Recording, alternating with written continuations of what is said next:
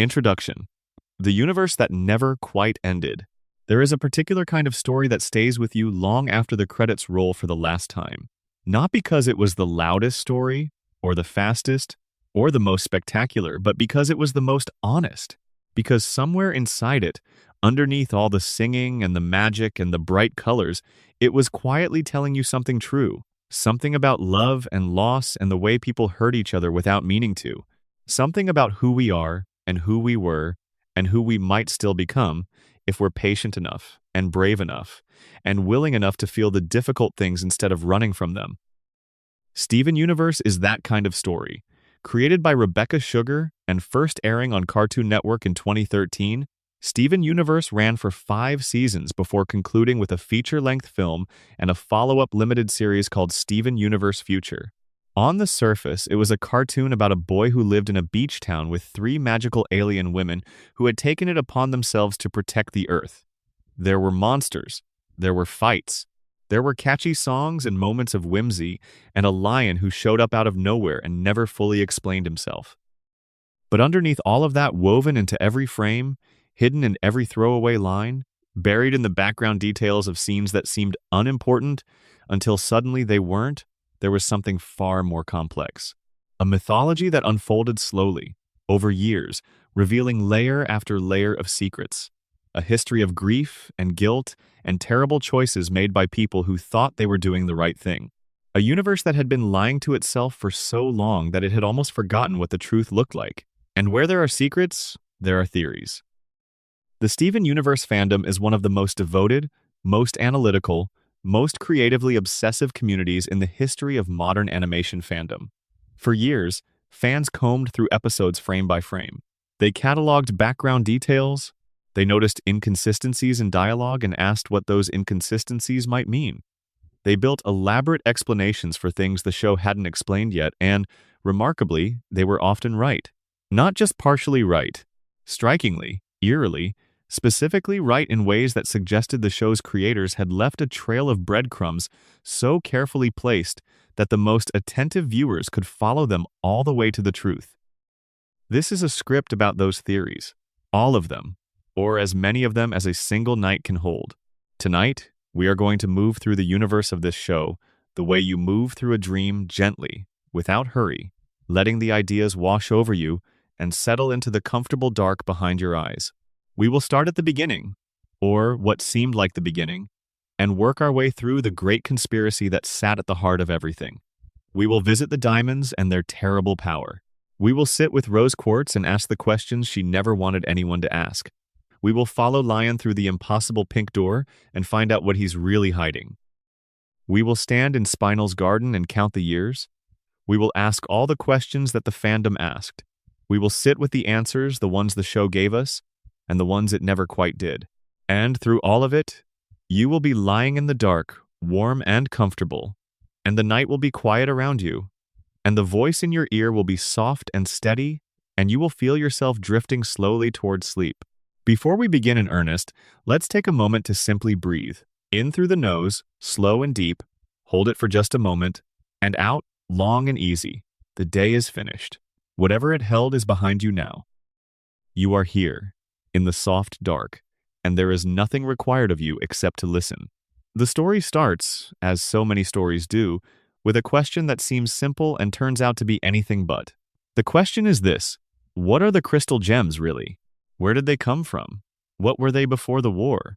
And why, exactly, did they choose to stay? The official answer, the one the show gives you in its earliest episodes, is that they are magical warriors who fought to protect the Earth from the gem homeworld, led by the legendary Rose Quartz, who loved the Earth and all its life so fiercely that she gave up everything to defend it.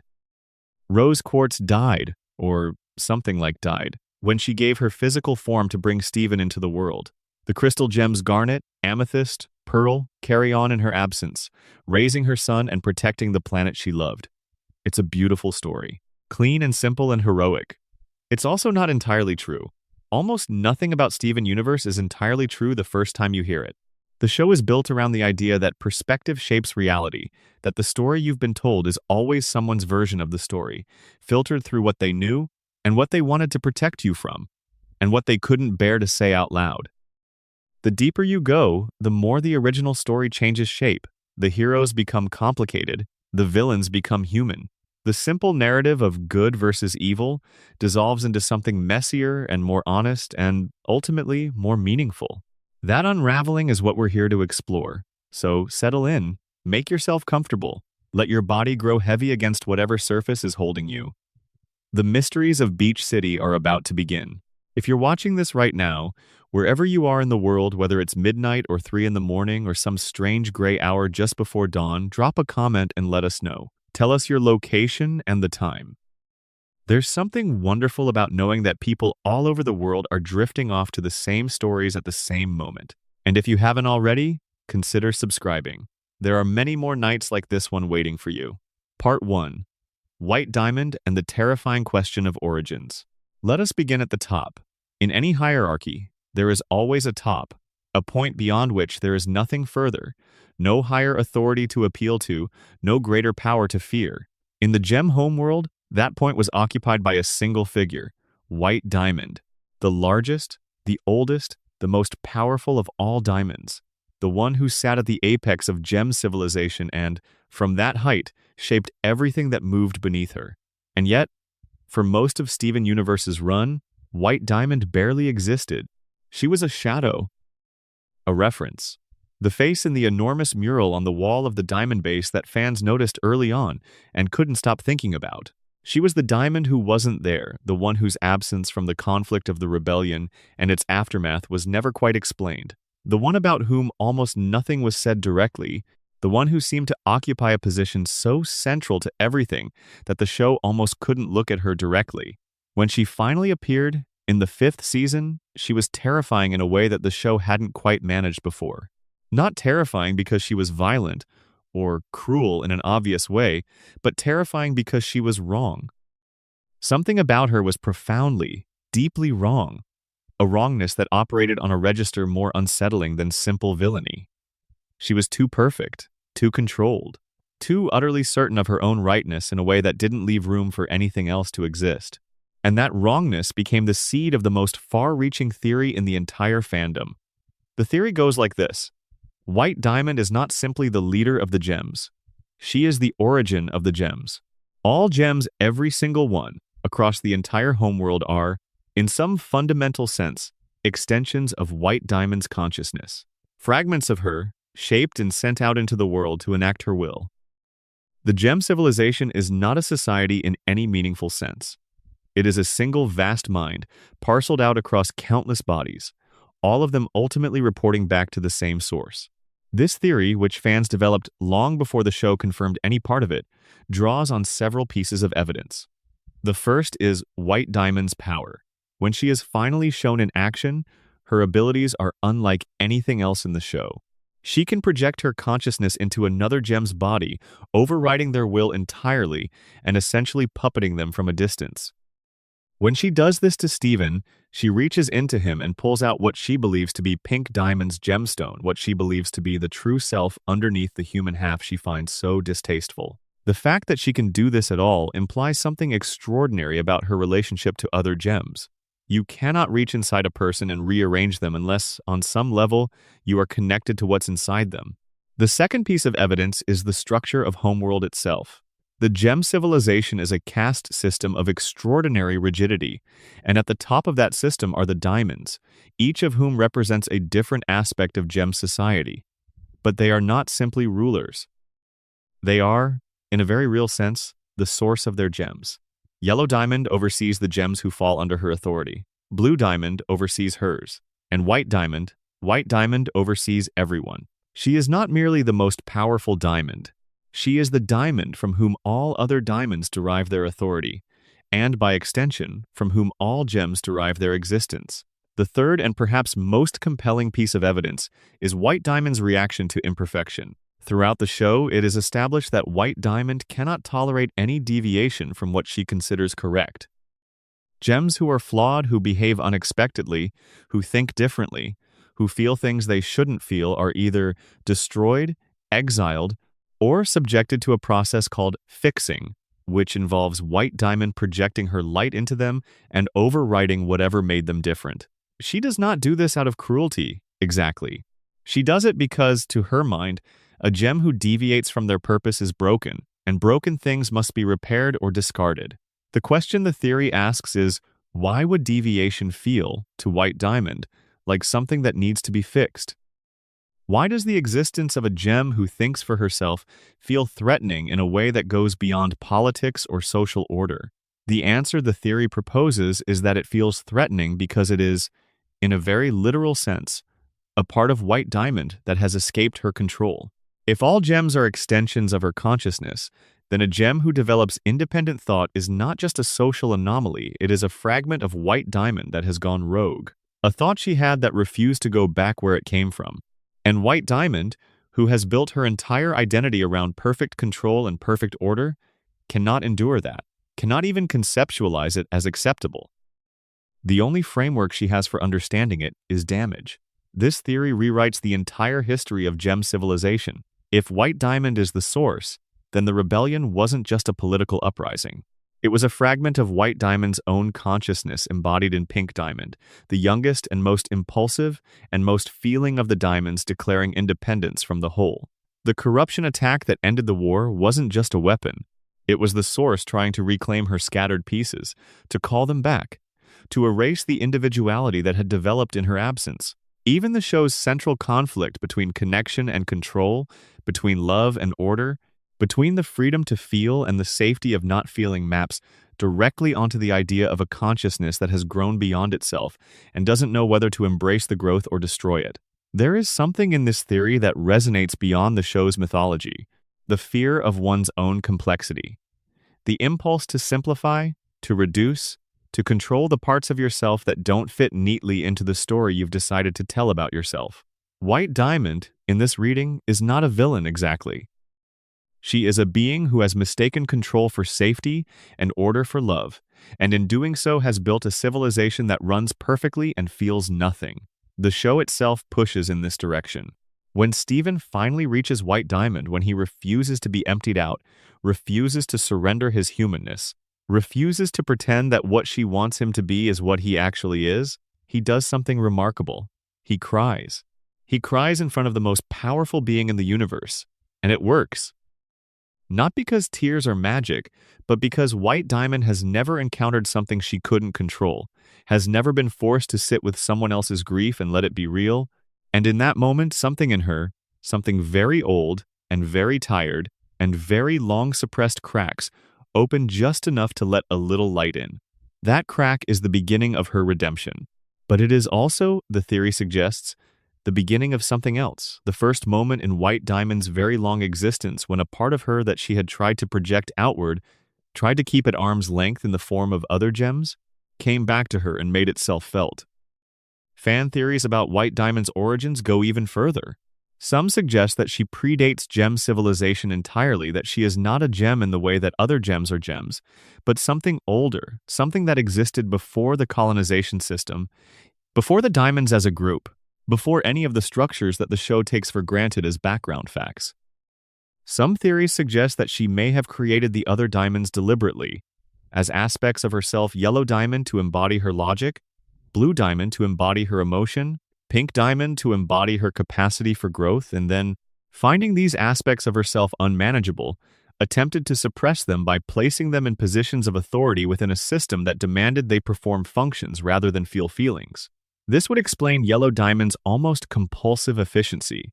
It would explain Blue Diamond's enormous, uncontrolled grief, a grief so vast it spills out of her and affects everyone around her, a grief she seems to have no idea what to do with. It would explain Pink Diamond's restlessness, her need for something beyond what Homeworld offered, her desperate desire to be seen as a person rather than a symbol.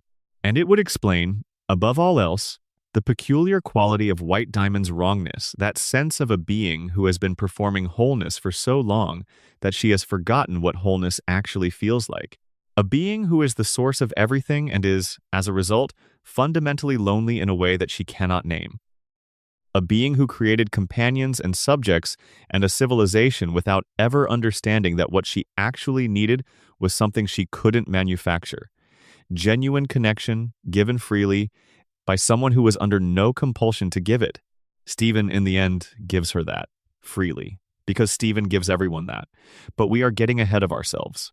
Before we can understand why Stephen's gift was so remarkable, we have to understand what he was walking into, what Homeworld was, and what it had been built to do, and at whose hands it had become the thing it was when he arrived.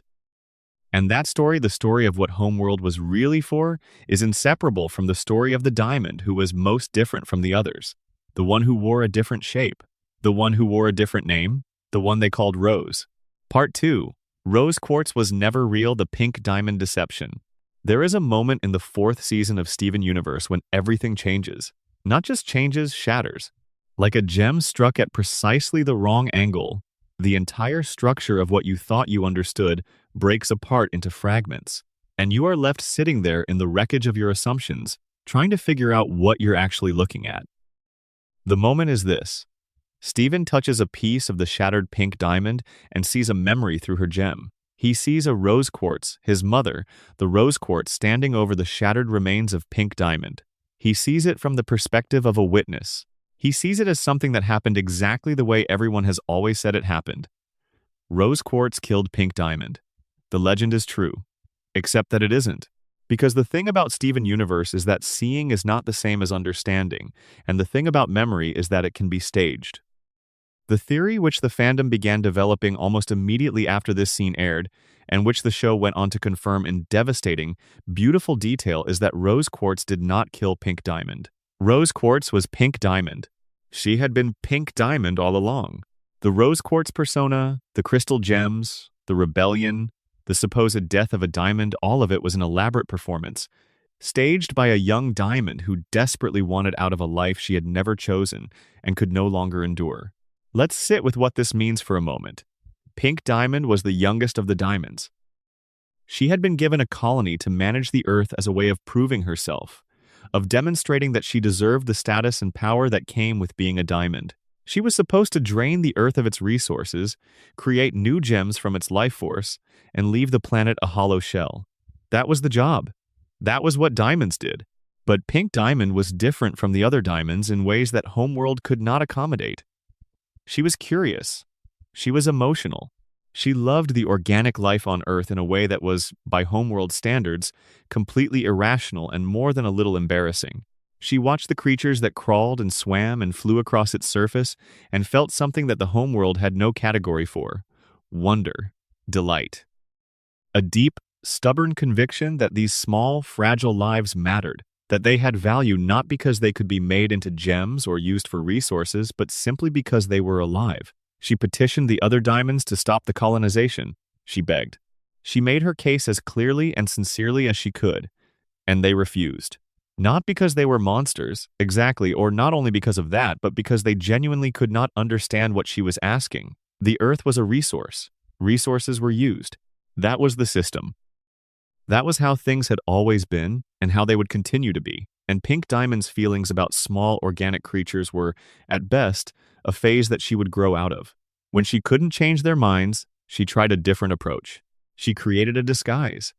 She took on the form of a rose quartz, one of the gem types made from the Earth's crust, a common enough variety that no one would look twice, and began walking among the humans. She began genuinely protecting the Earth, not as a diamond overseeing her colony, but as a crystal gem, fighting for a cause she had chosen herself. For perhaps the first time in her existence, she was doing something because she wanted to, not because it had been assigned to her. The rebellion grew. Other gems joined. The crystal gems became a real force, a real movement, built on the radical idea that gems could choose their own purposes, that the function you'd been manufactured for didn't have to be the whole of your existence. The whole thing was intoxicating for a diamond who had spent her entire life being told what she was and what she was for. And then the other diamonds came to end it. Here is where the conspiracy deepens. The theory borne out by canon is that Pink Diamond did not simply decide to fake her death on a whim. She was helped. Specifically, she was helped by Pearl, her Pearl, the gem who served as her attendant, and who had, over the course of the rebellion, become something so far beyond a servant that the word barely applied anymore. Pearl was her closest friend, possibly the great love of her existence, certainly the person who knew her most completely and loved her most fiercely. The staging of Pink Diamond's death was Pearl's idea, or at least Pearl's work. Pearl shapeshifted into rose quartz using the ability to take different forms that gems naturally possess and performed the shattering while Pink Diamond watched, hidden. Together, they created a false memory that could be witnessed, a scene that could be reported, a story that could spread across Homeworld and reach the ears of the other diamonds and make them believe that their youngest sister was gone. The plan worked, catastrophically, terribly, in ways neither of them fully anticipated, but it worked. Yellow Diamond and Blue Diamond believed their sister was dead. They grieved. Blue Diamond's grief was so enormous it became a physical force, a wave of sadness that flattened everything around her. Yellow Diamond's grief curdled into something harder and colder and ultimately more dangerous, a determination to complete what Pink had started, to finish the colonization, to do the logical thing and not feel anything about it. And Rose Quartz Pink Diamond in her new shape, in her new life, in the free existence she had carved out of the ruins of her old one, continued living, continued leading the crystal gems, continued, eventually, falling in love with a human musician named Greg Universe, and deciding to give everything she had to bring a half-human child into the world. The fandom had theories about this deception long before the show confirmed it. The earliest theories appeared as far back as the second season, when small details began accumulating that didn't quite fit the official story. Why did Rose seem to have abilities that were unusual for a regular quartz? Why was her gem the same cut and placement as Pink Diamond's in the murals? Why did her relationship with Pearl seem to carry a weight that went beyond the relationship between a warrior and her general? Why, in the episode where we first see Pink Diamond's design clearly, does she look so much like a shorter, younger version of Rose? The answer to all of those questions was the same, because she was the same person. But the theory goes further than just the deception itself. It asks about the consequences. It asks, what did it cost Rose Quartz, or Pink Diamond, or whatever we should call her, to live this lie for so long? What did it do to her to be loved by the crystal gems as Rose Quartz? To lead them? To inspire them? When the whole identity was built on a foundation of fabrication? When bismuth was poofed and bubbled by Rose, an event we'll return to, was that Rose's decision? Or was it a decision made by someone still thinking like a diamond? When she fell in love with Greg, how much of what he loved was real, and how much was performance? There is a moment in the film and in the future series where Steven confronts what his mother actually was and what she actually did, and the weight of that confrontation is enormous. He has spent his whole life shaped by the mythology of Rose Quartz, and none of the mythology is wrong, exactly, but none of it is the whole story either. She was generous. She was caring. She did love the earth, and the humans, and the crystal gems who followed her. She was also someone who kept secrets that destroyed people. Someone who made decisions for others without asking them. Someone who was, in crucial ways, still acting like someone who had grown up being told that their will superseded everyone else's. The theory the fandom developed, and that the show ultimately endorsed, is that Rose's greatest failure was not a single action, but a pattern of behavior rooted in who she had been before she became who she was trying to be. She spent thousands of years trying to shed the perspective of a diamond, trying to learn what it meant to be one person among many rather than a figure whose choices shaped worlds. And she made enormous progress. But she never fully arrived. She never quite managed to stop carrying the weight of what she'd been, and that weight fell, in the end, on the son she left behind. This is one of the reasons the show has such emotional resonance for adults watching it alongside children.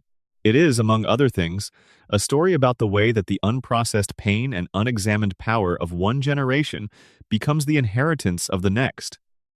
Steven spends 5 seasons and a feature film and a limited series untangling what his mother left him. The love she gave him was real. The complications she gave him were also real. And sorting out which is which parts of his inheritance to carry and which to set down, is the work of a lifetime. The Pearl conspiracy is a sub-theory worth dwelling on here, because Pearl didn't just help Pink Diamond fake her death once. She was bound, by something close to a gem compulsion, to keep the secret forever.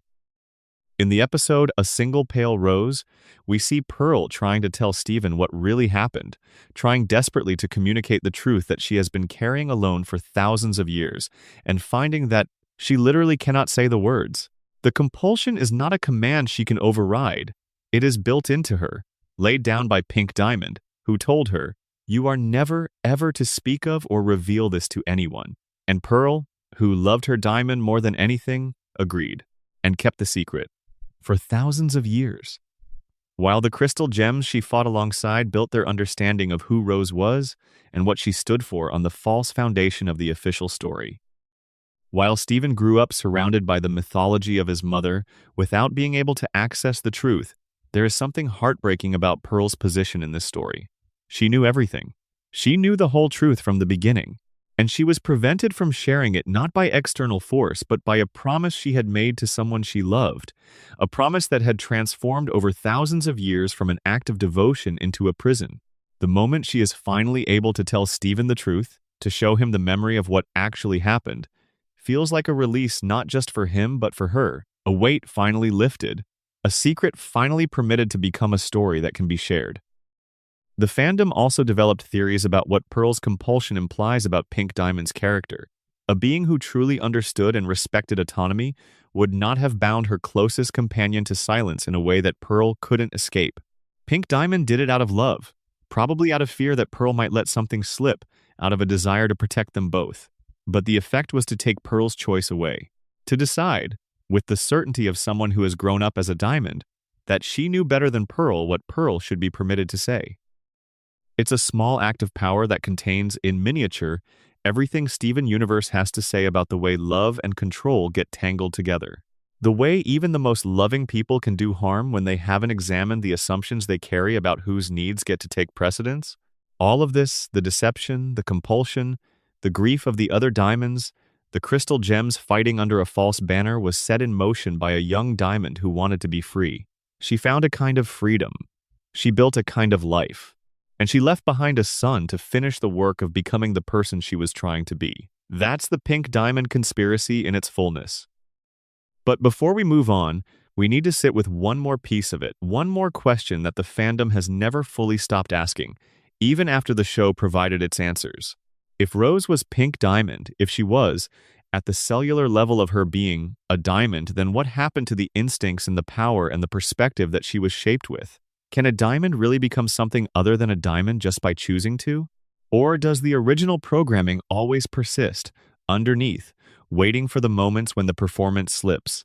The theory that haunts the corners of this question is this: Steven is not free of what Pink Diamond was. Not because he's done anything wrong, but because he carries her gem, her power, the shape of what she was, compressed into a rose quartz in his navel. And some of what she was, some of the diamond in him, expresses itself in ways he doesn't always control. His powers are, in certain respects, categorically different from what a regular rose quartz would have had. His healing tears, his ability to communicate with Lion, his protective bubble, the psychic connection he has with gems in ways that no half-human should logically possess, these are the fingerprints of a diamond, left behind in the child she created to replace herself. Whether that's a gift or a burden or both is the question Steven spends most of his life trying to answer. For now, though, the night is still young, and there are more theories to explore. Let's move deeper into the darkness, into the events at the end of the war, into the catastrophe that left its mark on every surviving crystal gem and on the planet itself. Let's talk about the corruption. Part 3. The corruption accident, punishment, or something far worse. There is a particular kind of ending that isn't really an ending at all. A kind of conclusion that leaves everything more damaged than if the conflict had simply continued. The Gem War ended that way. Not with a peace treaty or a surrender or a moment of mutual recognition between two sides who had finally exhausted themselves. It ended with a scream. 3 diamonds pointing their faces at the sky. 3 colors of light combining into something that wasn't any of those colors, a wash of pale, searing energy that moved outward from the planet's surface in every direction at once. Every gem still present on Earth when it hit was changed forever. Their forms twisted into something monstrous. Their consciousness stripped away, replaced with instinct and confusion and an endless, directionless pain they could no longer articulate. They became the corrupted gems. The monsters, Steven and the crystal gems, spend the first several seasons of the show hunting and bubbling. People, once. Soldiers and rebels and ordinary gems who happened to still be on the planet when the war ended badly. Now creatures, wandering the Earth with no memory of what they had been. The official story, the one the show provides in fragments across multiple seasons before assembling it fully, is that yellow diamond, blue diamond, and white diamond launched the corruption as an act of grief and rage, following what they believed was the death of pink diamond. They thought they were killing every gem on Earth. They didn't know the corruption would transform rather than destroy. They didn't know gems had survived in their changed forms. They found out much later, through Steven. The whole catastrophe was a mistake, born of grief, scaled by power, and left unaddressed for 5,000 years because no one was willing to admit to it. That is one reading of what happened. The theories, the ones the fandom developed with forensic patience over years of rewatching and analysis, suggest that the story is considerably more complicated than that. The first and most fundamental question is whether the corruption was truly accidental. The diamonds are presented, particularly in the show's later seasons, as beings of enormous power but limited self-awareness. They feel everything intensely and have almost no framework for processing what they feel. They act from emotion without fully understanding the consequences of those actions. This is, on one level, the show's explanation for how they could cause so much harm while not being simply evil. They weren't calculating, they were devastated. But some fans notice something that complicates this picture. The corruption requires all 4 diamond powers to cure. This was established when Steven, acting as the 4th diamond, combined his power with yellow, blue, and white to produce the healing light that restored the corrupted gems at the show's climax. For that cure to require all 4 diamond powers, the original corruption must also have involved 4 powers, just not all of them working together in the same way. The theory is this: the corruption as we see it, the version that transformed gems rather than destroying them, is the result of 3 diamonds, acting without the 4th. Pink diamond, even in her absence, was part of the equation. Her absence from the combined attack distorted the light in a specific way. What was supposed to be total annihilation became something else. Something that preserved the gems but removed everything that made them recognizable as people. This leads to a profoundly dark implication.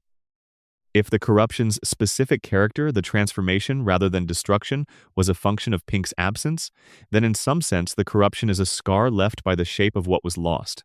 It is what happens when you try to end something with incomplete power. It is a consequence not just of grief, but of the specific geography of that grief, the hole that Pink Diamond left in the structure of diamond power. There is a further theory, darker still, that asks whether the corruption was entirely accidental even in the version where it was unintentional. The theory suggests that White Diamond knew more about what the combined attack would do than she let on. Not that she wanted to corrupt the gems exactly, but that she understood, on some level, that destroying all life on Earth was a message that needed to be sent. That it was a response not just to Pink's death, but to the rebellion itself, to the idea that gems could choose their own purposes, to the terrifying possibility that Pink Diamond had been right, that there was something worth protecting on this planet, that the colonization system was causing harm that mattered. White Diamond, in this reading, launched the corruption not despite knowing it would kill people, but partly because of it. Because a planet full of transformed, mindless creatures was a more comprehensible outcome than a planet full of gems who had successfully chosen their own lives. Order, even devastated order, was preferable to the chaos of self-determination. This theory is never confirmed by the show, but it sits uncomfortably well with what we know of White Diamond's character, her pathological need for control, her belief that deviation is damage, her refusal to acknowledge imperfection in herself or her actions. A being like that does not launch a catastrophic weapon accidentally and then spend 5,000 years simply failing to follow up on it. She launches it, and then she puts it away, and she doesn't ask what happened afterward because she doesn't want to know. The crystal gems who survived were protected by Rose's shield. This is the show's explanation, and it is, on its face, simple and satisfying. But the theories ask uncomfortable questions about it. Pearl and Garnet survived. Amethyst was underground, still forming, and emerged 500 years after the war to a changed world. But the crystal gems had many more members than just Pearl and Garnet. There were the quartz soldiers grown from Earth's crust who joined the rebellion. There were the soldiers of every gem type who had chosen to fight alongside Rose. There were, the show implies, hundreds or possibly thousands of gems who had committed themselves to the crystal gem cause. Rose shielded Pearl and Garnet. She had time to shield too. Whether she couldn't reach the others, whether the corruption came too fast, too overwhelming, before she could expand her protection, or whether she made a choice in that moment, extending her shield to the people closest to her and watching everyone else fall, is a question the show never directly addresses. Both possibilities are available. Both are devastating in different ways. The first possibility, that she didn't have time, that she was simply too slow and too limited, is a tragedy of circumstance. The second possibility, that she chose, as she had always chosen, as a diamond at heart would always choose, is something harder to sit with. The people she loved most were saved. Everyone else was not. And she spent the next several thousand years living with that, catching and bubbling the corrupted forms of the people she had once led, storing them in the basement of the Crystal Temple without ever finding a way to help them. There is a crystal gem named Sentipetal, or that is the name Steven gives the Sentipetal she catches in the very first episode. In Season 4, Steven manages a brief partial restoration of Sentipetal's consciousness. She cannot speak.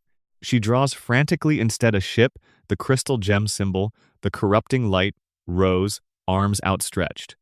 She clearly recognizes Steven, or recognizes the shape of his gem. She draws Rose reaching toward her. Whatever relationship existed between this gem and Rose, whatever she was in her uncorrupted life, she remembers the gesture of being reached for. She remembers the shape of almost being saved.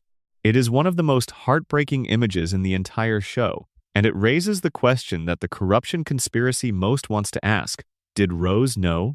Did she know, specifically, about each of the crystal gems she failed to protect? Did she carry their corrupted forms in her basement because she felt responsible for them? Because she was doing penance? Because storing them there, keeping them close even when she couldn't help them, was the closest thing to an apology she could manage? The show does not say, but the number is not small. The basement of the Crystal Temple holds many bubble gems. Rose put them there. She kept them all those years. Then there is the question of the cluster, but that deserves its own section, its own careful consideration. For now, let's simply hold the corruption in mind as the single most damaging event in the show's history. A moment when grief met power, and the result was 5,000 years of suffering that nobody in authority was willing to acknowledge. The diamonds cried. Their tears fell on a planet they had devastated, and they flew home. And the corrupted gems wandered. And somewhere in a beach town on the coast of an American state, a woman with pink hair kept a basement full of people she could not save, and tried to build a life worth giving to a son she hadn't yet created. Part 4. The cluster and the screaming silence beneath the earth. Let's go deeper, not metaphorically, literally. Beneath the surface of the earth, past the crust, past the mantle, deep in the outer core where temperatures reach 4,000 degrees and pressure becomes a physical force that defies ordinary understanding, something is sitting in a bubble. It has been there for thousands of years. It was placed there deliberately, engineered by homeworld scientists for a specific and terrible purpose, and it was only stopped from completing that purpose because a 12-year-old boy talked to it through his dreams. The cluster is, by any reasonable measure, the darkest thing in Steven Universe. Darker than the corruption, darker than the Diamond Authority's history of planetary exploitation, darker even than the fates of individual characters who suffered enormously over the course of the show. It is the darkest thing because of what it is made of. After the corruption, after the war ended and Homeworld withdrew, the corrupted gems who broke apart during their transformation, those whose fragmented shards fell to the ground and could not reconstitute, were still alive. In fragments. In pieces. Gem shards retain awareness, not the full, rich consciousness of an intact gem, but something, a remnant of sensation, a flicker of experience that the show implies is perpetual and cannot be switched off. The shards feel. They don't feel in complex ways, but they feel. They reach toward each other, they seek contact, they respond to their environment in ways that suggest they are not simply inert material. Homeworld scientists found these shards, and they did something with them that defies easy moral description. They took millions of these fragments, millions of remnants of people who had once had names and purposes and relationships, and they fused them together forcibly into a single enormous entity. They buried this entity in the Earth's core. They designed it to emerge, when it reached maturity, and destroy the planet from the inside out. The cluster is a weapon made of people. Or, more precisely, the cluster is a weapon made of the remains of people. Which is worse, because the people themselves are still in there, or what remains of them is still in there, all of those shards pulling in different directions, each fragment seeking its own orientation, its own purpose, and finding only the other fragments pressing back. The sensation must be the show implies it is constant and overwhelming, a cacophony of impulses with no way to organize them, an existence of pure, formless distress. Steven discovers the cluster in a remarkable episode in Season 2 called Gem Drill, in which he and Peridot drill down to the Earth's core to bubble it before it emerges. What happens when they reach it is not at all what they expected. Steven, whose ability to project his consciousness into other things and communicate through dreams is one of his stranger powers, finds himself able to reach the cluster. He finds himself inside it. What he finds is not a monster. What he finds is something closer to a crowd, millions of presences, all trying to speak at once, all reaching for something they can't articulate. He manages, through patience and gentleness and the fundamental Steven Universe principle of listening to people, rather than simply overcoming them, to help the cluster fragments find a way to communicate with each other, to find a kind of internal equilibrium rather than the endless chaos of competing impulses. He helps them, essentially, become aware of each other as individuals or what's left of individuals rather than just noise. And then the cluster bubbles itself. Because once it can communicate internally, once the fragments can coordinate rather than merely collide, it becomes capable of intention. And what it intends is not to destroy the Earth. The fandom theories around the cluster operate on several levels. The first is practical. If the cure for corruption required all 4 diamond powers working in harmony, and if gem shards retain awareness, what happens to the millions of shards inside the cluster when the healing light sweeps the Earth at the show's climax? The finale presents the healing as total all corrupted gems across the world are restored simultaneously by the combined diamond light. But the cluster is millions of forcibly fused shards, not a single corrupted gem. The geometry of its situation is completely different. Can it be healed in the same way? The show does not address this. The cluster is last seen in the finale still in its bubble, having helped the crystal gems in the final battle. Whether the healing light reached it, whether it could reach something that deeply buried, whether the shards could be separated back into individual gems, whether those individual gems could be restored after, so long as fragments, none of this is resolved. The theory that the fandom found most compelling on this point is that the cluster is, effectively, a permanent entity, that the shards have been fused for so long, and in such numbers, that there is no meaningful separation possible anymore. That what has been created cannot be uncreated. The cluster can achieve equilibrium. It can, perhaps even, over time, develop something approaching a coherent consciousness, a kind of emergent identity built from the collective residue of millions of lost ones. But it cannot become what it was before. The people inside it cannot come back out. If this is true and the show's silence on the subject makes it at least as likely as any alternative, then the cluster represents an aspect of the Diamond Authority's legacy that cannot be fixed. Not by love. Not by Steven's tears. Not by the healing light. The cluster can be at peace. It cannot be undone. There is a deeper theory that asks about the ethics of what Homeworld did, not just in terms of the act itself, but in terms of what it reveals about the society that produced it.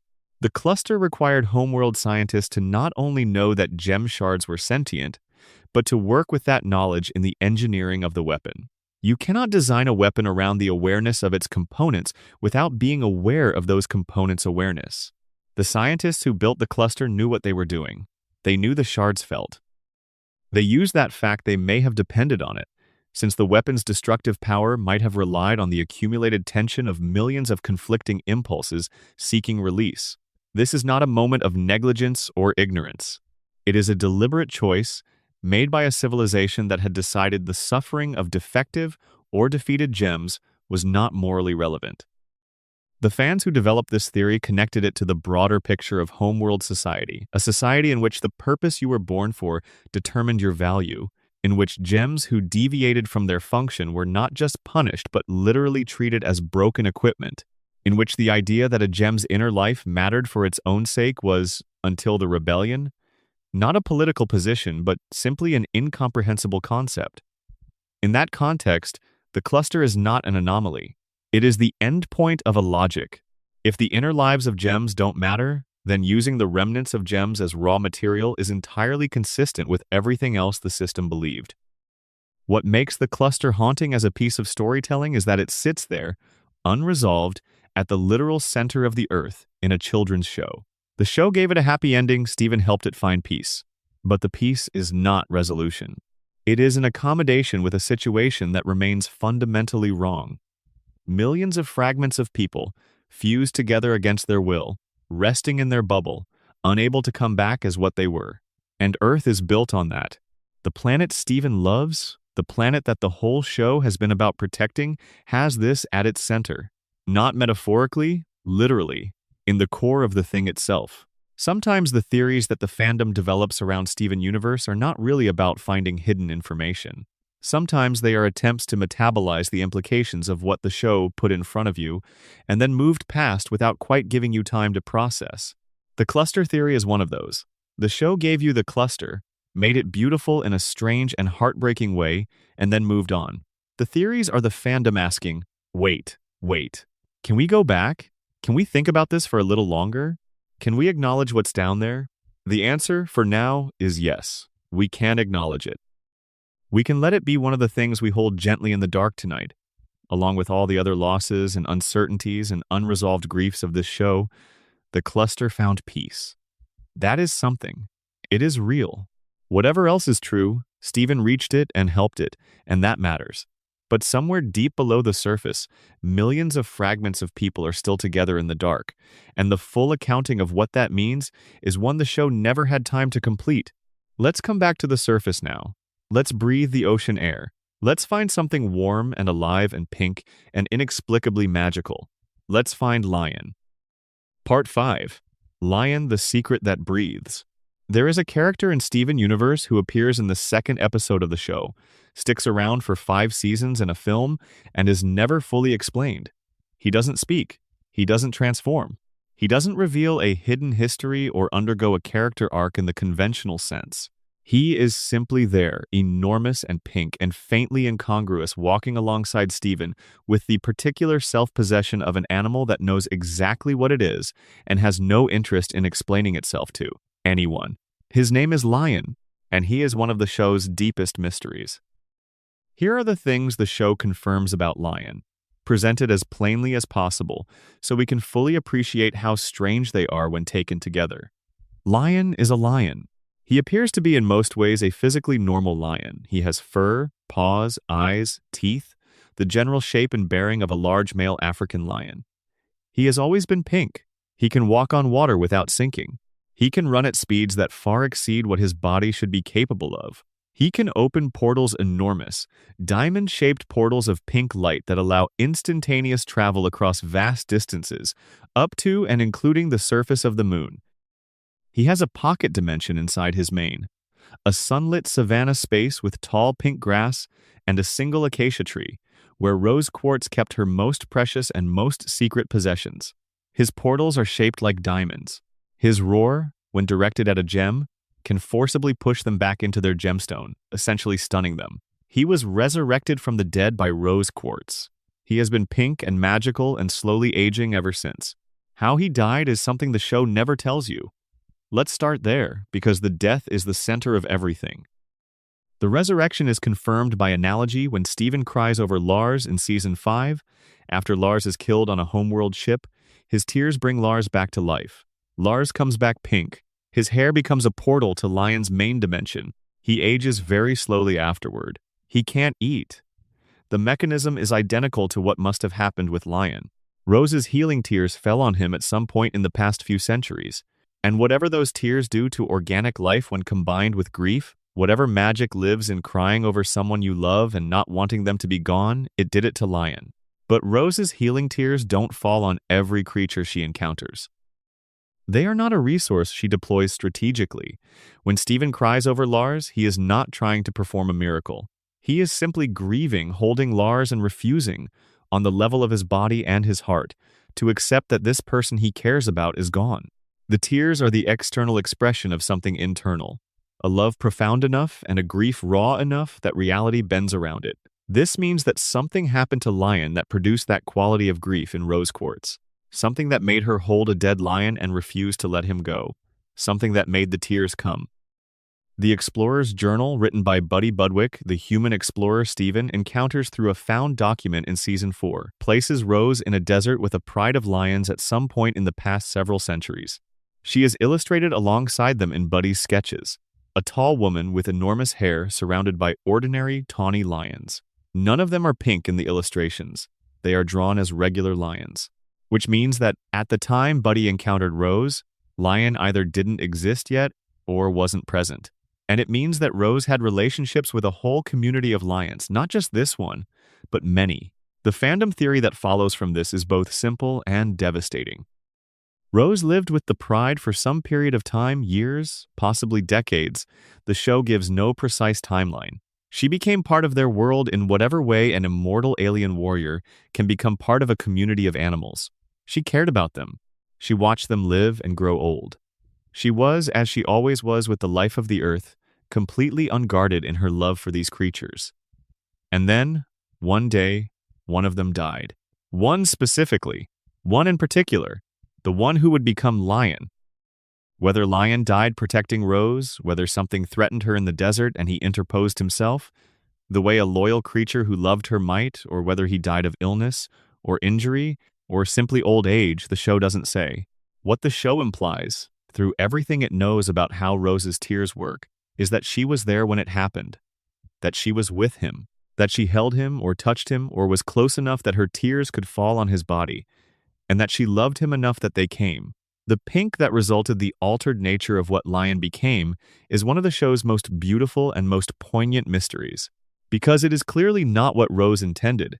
She was not trying to transform him. She was not trying to create a magical companion or a pocket dimension or a being who could open portals shaped like the diamond symbol of her old self. She was grieving. She was just grieving, and her grief happened to be the most powerful force in the universe, and the result was Lion. The pocket dimension inside his mane is the aspect of Lion that generates the most theories, because everything Rose stored in there was chosen. She placed specific objects there deliberately. The VHS tape she made for Stephen, her sword, the battle flag, photographs, bismuth's bubbled form. But the dimension itself, the savannah, the tree, the permanently golden light feels less chosen and more created. Not designed, but manifested. As if the space inside Lion's mane is a reflection of something Rose felt, something that emerged when she wept over him, a landscape shaped by her love for the creatures of the earth's wild places, for the pride of lions she had lived among, for the one specific lion she loved most deeply. There is a theory that the tree in the pocket dimension, the single acacia that sits on the gentle hill at the center of that space, is connected to the other lions. That each lion in the pride is somehow represented in the dimension, that the tree has roots that reach back to each of the ordinary lions Rose knew and lost before Lion. The theory cannot be confirmed because the show never shows us that much of the dimension's interior, but the image of it is striking. An immortal woman who kept losing the same kind of creature she loved, over and over across centuries, and in the one instance where she couldn't let go, created a space that held the memory of all of them. There is also the question of Pearl and Lion. Pearl was Rose's closest companion for thousands of years. She knew virtually everything about Rose, her history, her secrets, her fears, her hopes. Pearl was the one who helped stage the fake death of Pink Diamond. Pearl was with Rose through the rebellion, through the post-war years, through everything. Pearl had absolutely no idea Lion existed. This is confirmed when Stephen first encounters Lion. Pearl does not recognize him, does not know what he is, has no context for him at all. Rose kept Lion entirely separate from her life with the crystal gems. He was hers in a way that she didn't share. He was the part of herself she kept private, the grief and the love and the desert years and the pride of lions and whatever happened to this specific one that she couldn't put down. What does it mean for Pearl that Rose had this hidden part of her life? Pearl, who devoted her entire existence to Rose, who shaped herself around Rose's needs and Rose's vision, who spent thousands of years being the person who knew Rose best and didn't know about this? The fandom has developed theories about the emotional weight of that discovery, about whether Pearl, when she finally found out about Lion, experienced it as another betrayal in the long series of discoveries that complicated her understanding of the person she loved, or whether she understood it differently as evidence that Rose had a private self that she protected, that not everything about Rose was shared even with those closest to her, and that this is, in a strange way, humanizing. Even Rose needed a space that was just hers. Lion's portals are shaped like diamonds. This detail sits quietly in the background for most of the show, and then becomes more complicated once you know that Rose was Pink Diamond. A being resurrected by Pink Diamond, whose portals carry the shape of the diamond symbol, is that coincidence? Or is it the mark of origin? Does Lion's portal shape reflect something about the nature of the power that revived him? Does the diamond shape suggest that what Rose's tears actually carry, at their deepest level, is not simply the power of a rose quartz, but the power of a diamond, vast, categorical, geometrically precise? The theory suggests that this is why Steven's tears work as they do, why they can revive the dead, why they can restore corrupted gems, why they are the counterpart to the corruption, the healing to the devastation.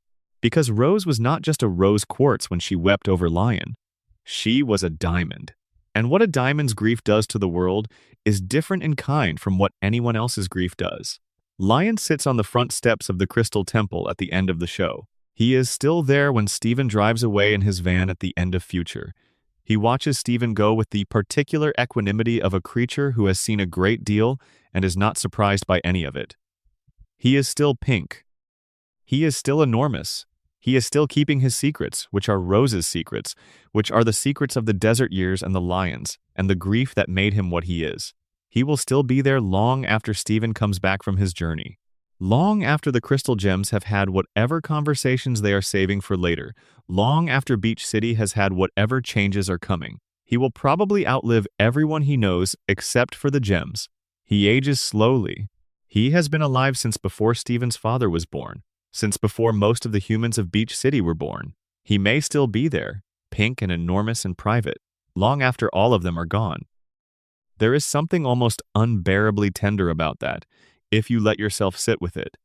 The last thing Rose gave to Lion was her secret, and he is keeping it still. Part 6. Bismuth and the Revolution That Was Buried. There are questions that a story raises and then steps around carefully. Questions where the narrative is smart enough to know it has opened something that cannot be closed neatly and wise enough to not pretend otherwise. Bismuth represents that kind of question in Steven Universe. Let's introduce her properly. Bismuth is a gem whose specialty is construction and metalwork. Her body can reshape its arms into any tool she needs.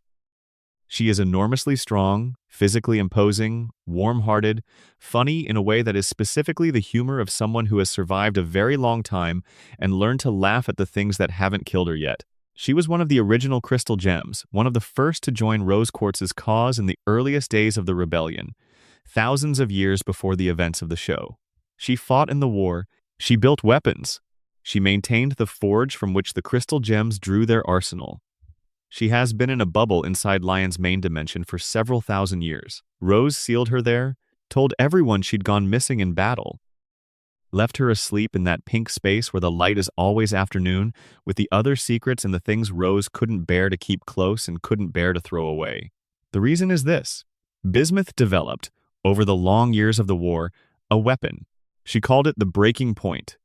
It was a tool capable of shattering any gem in a single strike, including, potentially, a diamond. Her argument for building it was a moral argument, and it was not a stupid argument. The Crystal Gems were fighting a war in which the other side would shatter their opponents without hesitation. Poofing a gem, striking them hard enough that their physical form destabilized and retreated into their gemstone was possible, but gems always reconstituted. They always came back. The Crystal Gems could win individual battles indefinitely and never meaningfully change the balance of the war, because no battle was ever final. Homeworld soldiers would always return. The breaking point would make battles final. More specifically, the breaking point would make diamonds finite. The diamonds were too powerful to poof in conventional combat. Their physical forms didn't destabilize under anything the Crystal Gems could throw at them. But a weapon designed specifically to shatter, to fracture the gem itself, rather than simply disrupt the form, could change that calculus entirely. Rose refused. Rose said that shattering a gem, any gem, regardless of what they had done, was wrong, that the crystal gems had to hold to a higher standard than their opponents, that the goal was not just to win the war but to demonstrate that there was a better way to exist, a better model for how gems could live, that the moment they started shattering their enemies they became something they didn't want to be. Bismuth pushed back. They argued. Bismuth became frustrated and eventually came close to using the breaking point on Rose herself. Rose poofed her, bubbled her gem, and hid her away. The fandom has been arguing about this ever since. Here is the strongest case for Rose's position. The refusal to shatter enemies is not simply a strategic stance, it is a statement of values, a commitment to the idea that existence itself has worth regardless of what a being has done. A civilization that shatters its enemies is one that has decided some existences are forfeit, that some lives can be ended for cause. Where does that end? Who decides which existences are forfeit? The moment you accept that principle, you have accepted the basic logic of the homeworld system, which also decides that some gems are worth more than others, that the defective can be destroyed, that the purposeless can be discarded. Rose was trying to build something genuinely different. Shattering would have been the first step back toward what they were fighting against. That's the case. It is a real case. It is worth taking seriously. Here is the case against it, which is also a real case that is also worth taking seriously. Rose's non-lethal philosophy had costs. Those costs were not paid by Rose. They were paid by the crystal gems who were shattered by homeworld forces who did not share the same restraint. They were paid by the corrupted gems who lost their minds and their selves because the war went on long enough and badly enough that the diamonds eventually had to end it with a weapon of mass devastation. They were paid by Pearl, who carried a compelled silence for thousands of years. They were paid by the humans whose planet became a battlefield for a conflict they had no part in. The war lasted as long as it did, in part, because the crystal gems would not use the most powerful tool available to them. Whether using that tool would have ended things better or simply differently is impossible to know. But the question Bismuth was asking, what does your philosophy cost the people who depend on you to win, is not an irrational question. It is the question of someone who has fought a very long war and watched her friends fall and cannot understand why the person leading them refuses to use every available means to end it. The show sealed Bismuth away, kept her argument in a bubble, brought her back only when the war was long over and the question she'd raised was no longer practically urgent. And then it gave her a warm reunion and let the question sit unresolved. The theory that the fandom developed around Bismuth is not really a lore theory in the way that the pink diamond theory is a lore theory. It is more of a philosophical theory. It is an argument about what the show was avoiding by the way it structured Bismuth's arc. By sealing Bismuth away and then bringing her back only after the war was over, the show found a way to present her argument without having to truly grapple with it. The question of whether the crystal gem's non-lethal philosophy was right, whether it was worth the cost, is never actually answered. The war ended differently than it would have ended if Bismuth's weapon had been used. But the show can't show us the alternative timeline. It can't demonstrate that using the breaking point would have led to worse outcomes, because it never shows us that war. What it can do, and what it does, is move past the question in the direction of reconciliation. Bismuth is back. She is with the crystal gems. She and Pearl hug. She and Steven have a relationship built on honesty that Rose never gave her. She is, in many respects, the most straightforwardly decent person in the show's final ensemble, someone who says exactly what she thinks and feels, and asks directly for what she needs.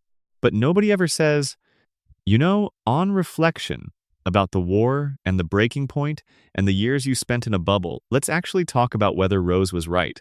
The theories aren't angry about this, mostly. They are more thoughtful than that. What the Bismuth theorists tend to argue is that the show was honest enough to raise the question and honest enough not to fake an answer, that leaving it open is more truthful than a tidy resolution would have been. That the argument Bismuth made is the kind of argument that genuine moral philosophy makes, the kind that doesn't resolve cleanly into right and wrong, the kind that lives in the permanent tension between what you will do and what it costs you not to do. And that tension, the cost of principle, the price of the refusal, is one of the things the show leaves sitting in the room with you long after the credits roll. Part 7. Spinel and the Garden at the End of Waiting. 6,000 years is a length of time that resists imagination. Try anyway. 6,000 years ago, the wheel had not been invented. Agriculture had been around for less than 2,000 years. The first cities were barely a generation old. The entire span of written human history, every war, every civilization, every work of art, every scientific discovery, every human being who ever lived and died in all of recorded time fits inside that window. 6,000 years is, by human standards, the entirety of what we mean when we say history. Spinel stood in a garden for all of it, not figuratively, not metaphorically. She stood still, in a specific spot, in a specific garden, in the position she had been in when Pink Diamond told her to wait for the entire duration of recorded human civilization. She didn't sit.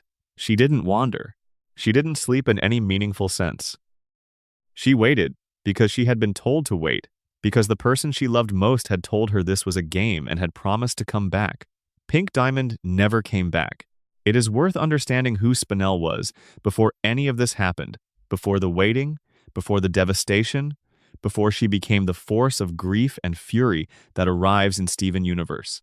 The movie armed with a world-ending injector and a fighting style made of rubber hose cartoon physics. Spinel was made specifically to be Pink Diamond's companion, not a soldier, not an attendant in the functional sense, a friend, a playmate. A being designed from the ground up for joy, for the specific, uncomplicated, entirely necessary joy of having someone who would play with you and laugh with you and be happy to be near you. Her gem was designed for it. Her personality was calibrated for it. Her physical form, the springy, stretchable, endlessly expressive cartoon body, was built for play, for movement, for the physical expression of delight. She and Pink Diamond spent an unknown length of time in the garden together. The show gives us glimpses, the two of them playing games, running through the flowers, laughing. Pink Diamond before she was given Earth as a colony. Pink Diamond before she had responsibilities. Pink Diamond in the garden, with Spinel being something very close to a child. Then the assignment came. Homeworld gave Pink her colony. She was to oversee the colonization of Earth, her own project, her own world, the proof of her right to sit with the other diamonds. And she left the garden. She told Spinel to stand in one spot and wait. She said it was a game. She said she would be right back. There is no version of what happened next that isn't devastating, so I will just say it plainly. Pink Diamond got to Earth and was overwhelmed by it. By the beauty of it, by the organic life of it, by the wonder of a whole planet full of living things she had never encountered before. She became rose quartz. She started the rebellion. She lived 5,000 years on Earth and then gave up her physical form to have Steven. She never went back to the garden. Whether she forgot completely, whether in the enormity of what Earth became for her, the garden simply stopped existing in her mind, or whether she remembered sometimes and told herself she would go back eventually, in the way that people tell themselves they will deal with a thing they don't want to deal with, until eventually so much time has passed that dealing with it has become impossible. We don't know. The movie does not say. Rebecca Sugar has spoken about Pink Diamond's immaturity, her tendency to leap toward the next thing without looking back at what she'd left behind. The garden may simply have been another thing she left behind. Another thing she didn't finish. Another consequence she didn't wait around to see. Spinel stood in the garden for 6,000 years. When Steven's message reached her, the broadcast he sent across the galaxy announcing that Pink Diamond was gone, that she had become Steven Spinel, had to process, in a very short amount of time, several things simultaneously. First, the person she had been waiting for was gone. Not coming. Would never come. Had stopped being the Pink Diamond she knew thousands of years ago. Second, that person had not come back because she had not come back. Not because anything had happened to her, because she had simply moved on. Because Spinel had not been worth coming back for. Third, the son of the person who abandoned her had sent a message to the entire galaxy, celebrating his life and his world and the loving family he had, while she had been standing still in a ruined garden for longer than human civilization had existed. What Spinel does with those realizations is what makes her one of the most compelling characters in the show's entire run. She doesn't simply become a villain. She becomes something more complicated, than that a being in the grip of grief so long compressed that it has twisted into something that looks like violence, but is really just pain with nowhere left to go. Her fighting style looks like play, like the slapstick game she was designed for, because she doesn't have another mode. She was built for joy, and she is using the same body, the same stretching and spinning and exaggerated physical comedy to try to destroy the person who stands in for the one who abandoned her. The forget-me-nots in the garden are one of the details the fandom has returned to again and again. The garden, when we see it in the film, is full of them. Forget-me-nots, a flower named explicitly for the act of not being forgotten, for the plea to be remembered, to not be left behind. Whether Pink Diamond planted them before she left, knowing or half knowing that she might not return, or whether they grew there on their own across the centuries as a kind of coincidence, so pointed, it might as well be deliberate, the show doesn't say. If Pink planted them before she left, that's a specific kind of terrible. It means she knew, on some level, that she was leaving someone behind. It means she planted a flower named Don't Forget Me in the garden, where she was abandoning someone and then forgot them anyway. It is the kind of small cruelty that isn't calculated that emerges from immaturity and self-absorption rather than malice, but that lands with the weight of intention regardless. The fandom has developed theories about what Spinel's existence implies about Homeworld's manufacturing of purpose. Every gem is made for a function. Spinel's function was companionship, specifically companionship with Pink Diamond. When Pink Diamond was gone, Spinel had no function. She was, by the cold logic of Homeworld's system, a purpose-built tool whose purpose had ceased to exist, a hammer with no nails, a cup with nothing to hold. The theory asks, what does it do to a person to be built entirely around one relationship, and then have that relationship taken away, not by death, not by the clean, final severance of loss, but by being forgotten? By having the person you were made for simply move on to other things and not come back? At least grief has a shape. At least grief acknowledges that something real has ended.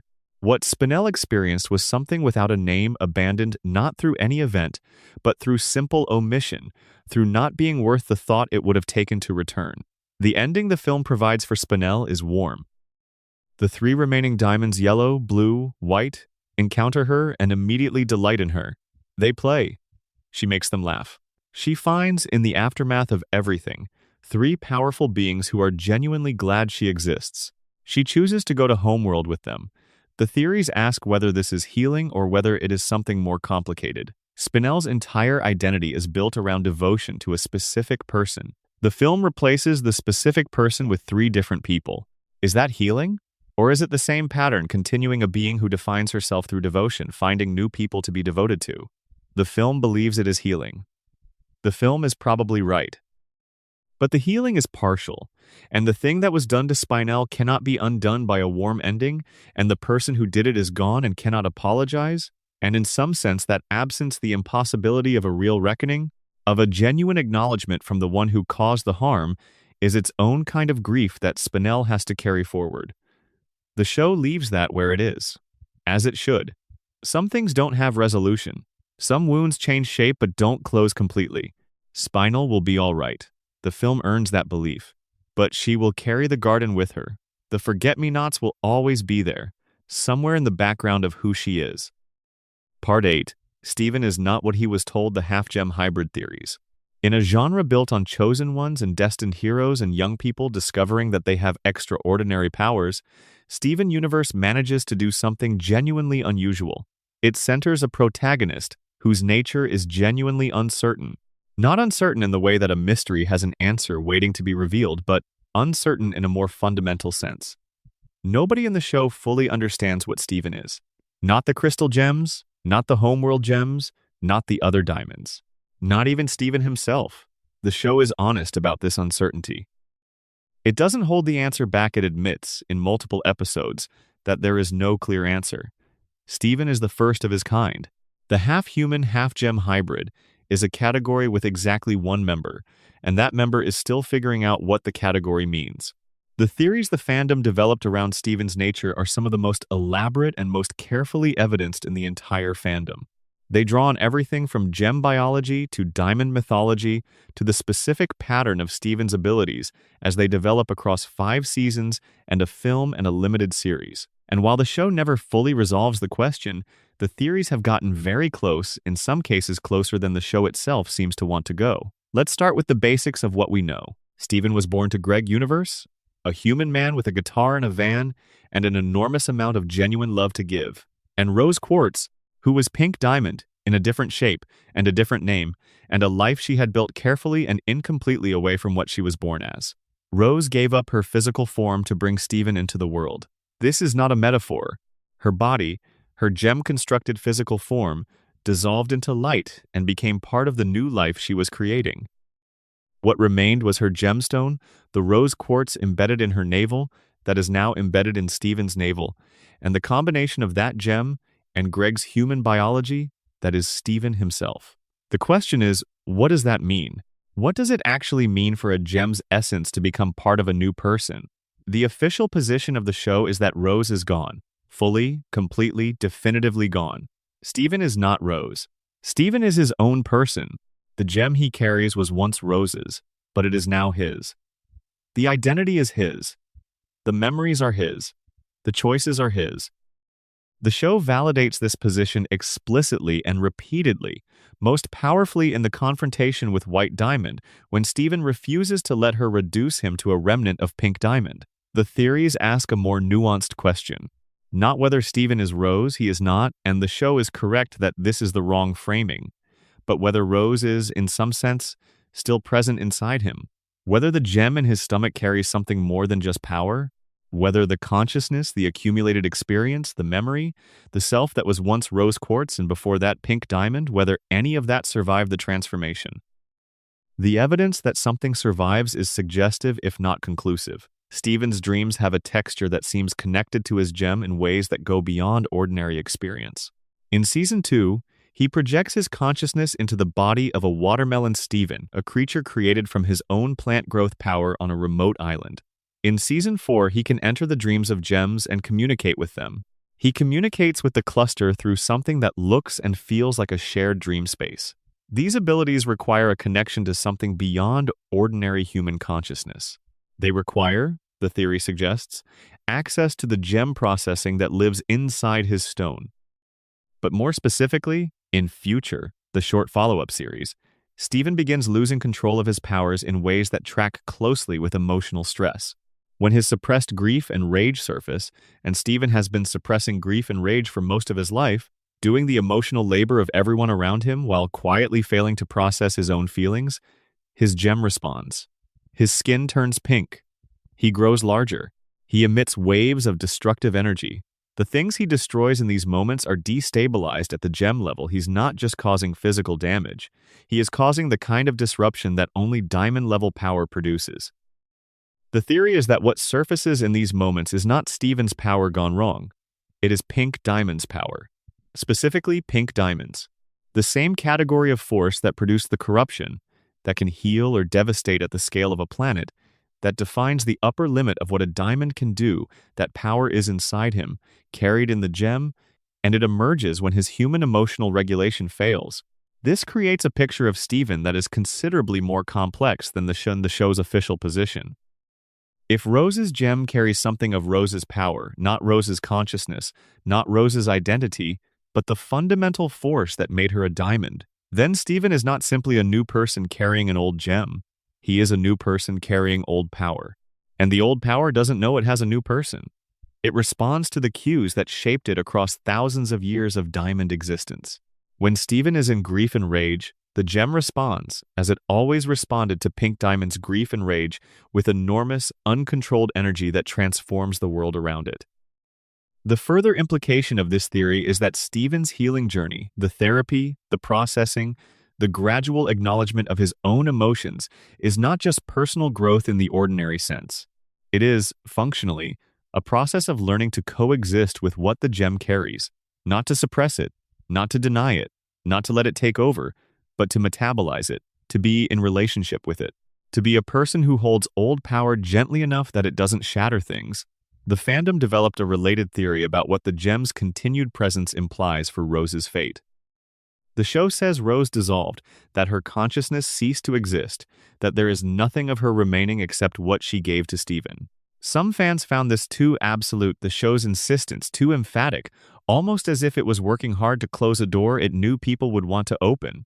The theory suggests that some echo of Rose remains in the gem. Not as a ghost or a spirit or a separate consciousness, the show is clear that Steven is not possessed, is not channeling anyone, is fully himself. But the way a musical instrument carries the memory of every song ever played on it, the way a place carries the emotional weight of everything that happened there, the gem might carry something of the person who lived in it for thousands of years.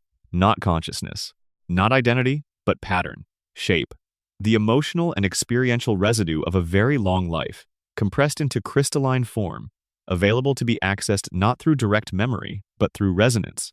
When Steven feels certain things, certain qualities of love, certain textures of grief he might be feeling, alongside his own emotions, an echo of Rose's emotions at moments when she felt similar things, not receiving her memories, but sharing, briefly, the frequency of what she was.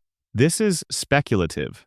The show does not go here explicitly, but it is the kind of speculation that feels true to what the show is actually about, the way the past persists in the present, not through information, but through form, through pattern, through the specific emotional signature of people who loved and were loved and left behind the shape of that love in the things they touched. Steven leaves at the end of Future. He drives away from Beach City in a van, with Connie, towards something undefined. His gem goes with him. Rose goes with him. In whatever sense, Rose is still there. He is carrying her power and her history and the shape of what she was, and the love she gave him, and the grief that she left him, and the freedom to make of all of it whatever he chooses to make. That is both the simplest and the most complicated description of what Steven Universe is about. A boy with a gem in his stomach, carrying everything his mother was, going somewhere new. Part 9. Pearl's true nature and the chains she chose. Pearl is the most complicated character in Steven Universe. She would be the most complicated character in most shows. She is the show's meditation on love as possession, on devotion as self-erasure, on what happens when a being organizes its entire existence around another person and then that person is gone. She is also, at various points, genuinely funny, fiercely competent, occasionally infuriating, frequently heartbreaking, and possessed of a nobility that the show rewards, without ever letting her off the hook for the ways her love caused harm. The theories about Pearl start with the theories about what pearls are, because in the homeworld system, Pearl is not just a name, it is a category, a gem type. And the gem type called Pearl has a specific and deeply troubling position within homeworld's hierarchy. Pearls are made to serve, not in the way that, say, rubies are made to be soldiers and sapphires are made to be seers. Rubies and sapphires have functions that are, whatever their limitations, genuinely valued by the civilization. Pearls are status symbols. They are made to be beautiful and elegant and compliant, to attend to the needs of their owners, to perform a specific kind of refined service that signals the wealth and importance of whoever possesses them. A gem who has a pearl is a gem who is important enough to have a pearl. The pearl herself is, in this system, essentially a decorative object, a person who has been engineered to be decorative, to not want anything beyond what their owner gives them, to find their purpose and their satisfaction entirely in being useful and beautiful and present. The fandom developed extensive theories about what this means for Pearl, specifically for the Pearl who served Pink Diamond, who helped stage the fake death, who spent thousands of years on Earth fighting in a war, and raising a child and grieving and growing in ways that pearls were not supposed to be capable of. The central theory is this: Pearl was not supposed to be what she became. The homeworld system produced her to be a specific kind of servant to a specific diamond. It did not account for what happens when the diamond you serve starts treating you like a person. When she shares her secret self with you, when she asks you not just to attend to her needs but to be her partner in the most dangerous thing she has ever done. When she looks at you across thousands of years and the relationship between you is something that neither of you has a proper name for, something that exists in the space between devotion and love and partnership and obsession, something that was shaped by a system that never intended for it to be possible. Rose treated Pearl as a person, or tried to, or mostly tried to. The evidence is complicated. Rose confided in Pearl, included her in plans and secrets that she shared with no one else, spoke to her with a frankness and a trust that is evident in every flashback. But Rose also gave Pearl the compulsion. Rose also organized Pearl's silence and Pearl's service and Pearl's function around Rose's own needs, without fully accounting for what it cost Pearl to provide all of that. The relationship between them was real and deep, and also, in certain ways, structured by the same power dynamic that shaped all Pearl relationships in Homeworld, and Rose, who was a diamond at heart, sometimes fell back into the diamond's assumption that her needs took precedence. The compulsion is the most explicit version of this. Rose told Pearl never to speak of or reveal the pink diamond deception. This was not a request. It was a command given from a diamond to a pearl, with the full weight of that relationship behind it. Pearl agreed. She would have agreed to almost anything Rose asked. And the result was thousands of years of silence about the most important thing Pearl knew. Silence that caused Pearl visible psychological distress across the entire run of the main series. Silence that persisted even when speaking would have saved Steven enormous pain. The theory the fandom developed about this compulsion is worth sitting with. It suggests that the compulsion was not an act of trust in Pearl. A genuine act of trust would have been saying, "I need you to keep this secret. I know it will be hard. I know it might hurt you. I'm asking anyway." And leaving Pearl the freedom to decide whether to comply. What the compulsion did instead was take that freedom away. Rose made the decision for Pearl and then built it into her.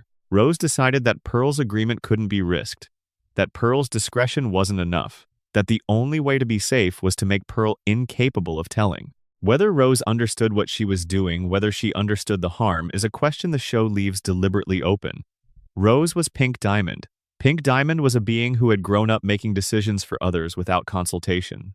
The compulsion may have felt, to Rose, like an act of care, a way of protecting Pearl as well as herself, of ensuring that Pearl would never be put in a position where she had to decide whether to lie.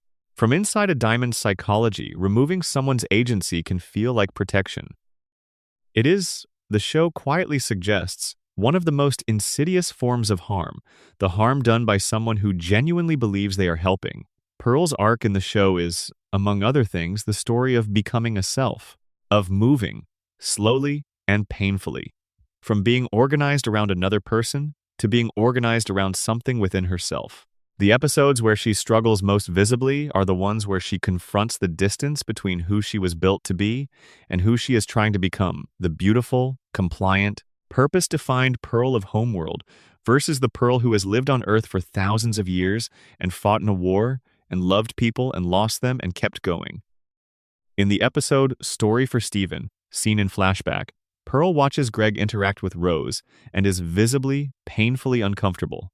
Not because she dislikes Greg exactly, but because Greg represents something she doesn't have a framework for. A relationship between Rose and another person that is organized around genuine mutual choice. Greg and Rose choose each other. Over and over. Rose chooses Greg and Greg chooses Rose, and the choosing is itself the relationship free, ongoing, revocable, therefore real. Pearl's relationship with Rose was never organized that way. Pearl never had the option to choose not to serve.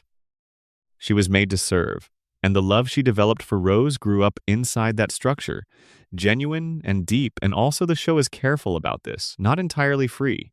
The theory that haunts the fandom's conversations about Pearl is the question of what Pearl's love for Rose actually was. Whether it was love in the fullest sense, freely given, clear-eyed, mature, or whether it was something more tangled with the service and the devotion and the thousands of years of being organized entirely around one person. Whether Pearl ever had the internal resources to fully distinguish between what she genuinely felt and what she had been shaped to feel. Whether, in the end, the thousands of years on Earth and the grief and the fighting and the growth had produced someone capable of loving freely, or whether the pattern ran too deep. The show does not answer this definitively, but it offers a gesture toward an answer in the character of Pink Diamond's mystery woman, the human with short pink hair, who Pearl encounters in Last One Out of Beach City, who gives Pearl her phone number. Pearl, who has never before reached toward anything new without Rose's presence as the reason for reaching, gets herself a mobile phone specifically so she can call this number. And then the show ends before we find out if she did. Whether that phone call is a symbol or a literal action, whether Pearl dialing is the show's way of saying that she is finally, after all this time, reaching towards something for herself is a question the theories can circle but not settle. The phone number is in her phone. That much is true. What she did with it is something the show chose to leave unshown. Perhaps Pearl held the phone and thought of Rose. Perhaps she thought of herself. Perhaps she dialed and got voicemail and hung up before the beep. Perhaps she waited until 2 in the morning when everything is quiet and the feeling is strongest, and she said hello, and the voice on the other end said hello back, and a conversation began that had nothing to do with service and everything to do with choice. The show doesn't say, but it put the number in the phone, and that is, for Pearl, everything. Part 10. The Homeworld Machine. What the Empire was really for. Homeworld colonizes planets. This is the fundamental fact of gem civilization as the show presents it. The Great Diamond Authority identified planets with gem-compatible materials, established kindergartens in the planet's crust, used injectors to extract the life force of the planet and use it to grow new gems, and moved on, leaving behind worlds that could no longer sustain organic life in the process of generating new members for the civilization. The cycle has been running for longer than the show can account for. Thousands of worlds, millions of gems. An empire of such scale that its own members have lost track of when it started and why. But why? What was the empire for? This is a question that the show raises several characters gesture at it, particularly in the later seasons, and never quite answers. The fandom developed theories to fill the gap, and those theories are some of the most philosophically interesting in the fandom's entire body of work. The most basic theory is the simplest: expansion for its own sake. The gem civilization colonized planets because that is what the gem civilization did. The function was built in. The system was self-perpetuating. New gems were created to mine planets. Those gems grew up and were sent to mine more planets. The process continued indefinitely because no one was in a position to stop it, and asking why it continued was not a question. The system had a mechanism for entertaining. Empires accumulate. They grow because growth is the logic of their construction, not because anyone decided growth was desirable. This is a theory about institutional momentum, about the way large systems develop an internal logic that persists long after the original reasons for the system have been forgotten or become irrelevant. The gem civilization had been running this logic for so long that it had become the definition of what it meant to be a gem. You were made, you served, you helped the civilization grow. The civilization grew by consuming planets. Therefore, you helped consume planets. The purpose was the process. The deeper theory asks whether there was ever a different purpose, whether the colonization began as a means to an end that has since been lost. White Diamond, the show implies, is old enough to have been present at the beginning of the homeworld system. If the theory that she created the other diamonds is correct, then she is old enough to remember or to have decided what the system was originally for. But the show gives no indication that White Diamond has ever explained this to anyone. Her withdrawal from governance, which appears to have happened long before the events of the show, may have been the moment at which whatever original purpose existed ceased to be actively held. The civilization continued without its architect in the room, the map without the territory, the engine running without the driver. What makes this theory resonate with the show's broader themes is its connection to Pink Diamond's rebellion. Pink Diamond didn't just object to the colonization of Earth specifically. She objected to the logic of the colonization system entirely, to the idea that organic life had no value, that planets were resources rather than worlds, that the purposes of gems mattered more than the existence of everything that wasn't a gem. Her rebellion was not just political, it was philosophical. She was asking, what is this all for? And the civilization had no answer. The civilization had stopped asking. The show's ending, in which the diamonds, chastened by their encounter with Steven and with the consequences of their own actions, begin to reconsider the Empire, implies that something different might be possible. That homeworld could become something other than a machine for consuming planets. But what that alternative looks like, what gem civilization might be organized around, if not expansion, what purpose could replace the one that has driven it for millennia, this is left entirely open. The theory the fandom finds most compelling is that Homeworld has always been in search of something it doesn't have a name for. That the colonization was always, at the deepest level, an attempt to fill something, a void at the center of the civilization that no number of new gems or consumed planets could actually address. The void that White Diamond created by distributing herself across the hierarchy. The loneliness of a consciousness that has been spread so thin it can no longer feel itself. The colonization was the machine trying to reconstitute what had been lost, building more and more versions of itself in the hope that quantity would somehow produce the quality that had been missing since the beginning. This theory connects to the show's emotional core in a way that feels true.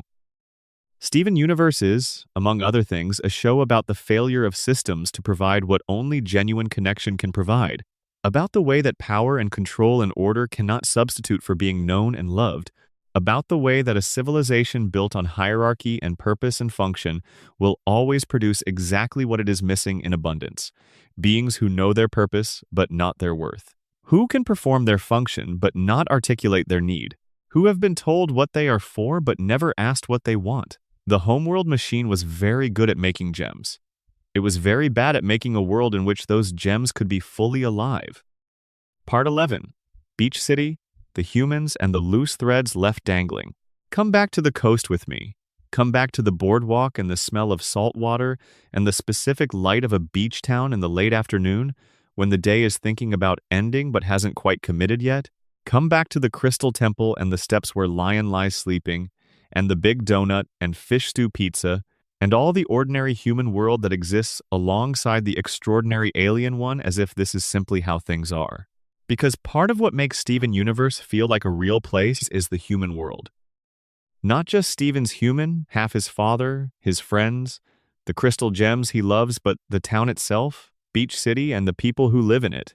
The people who have spent their whole lives adjacent to something they don't fully understand, who have seen strange lights over the ocean and shapes moving in the dark above the temple, who have watched a small round boy grow up into someone who regularly saves the world.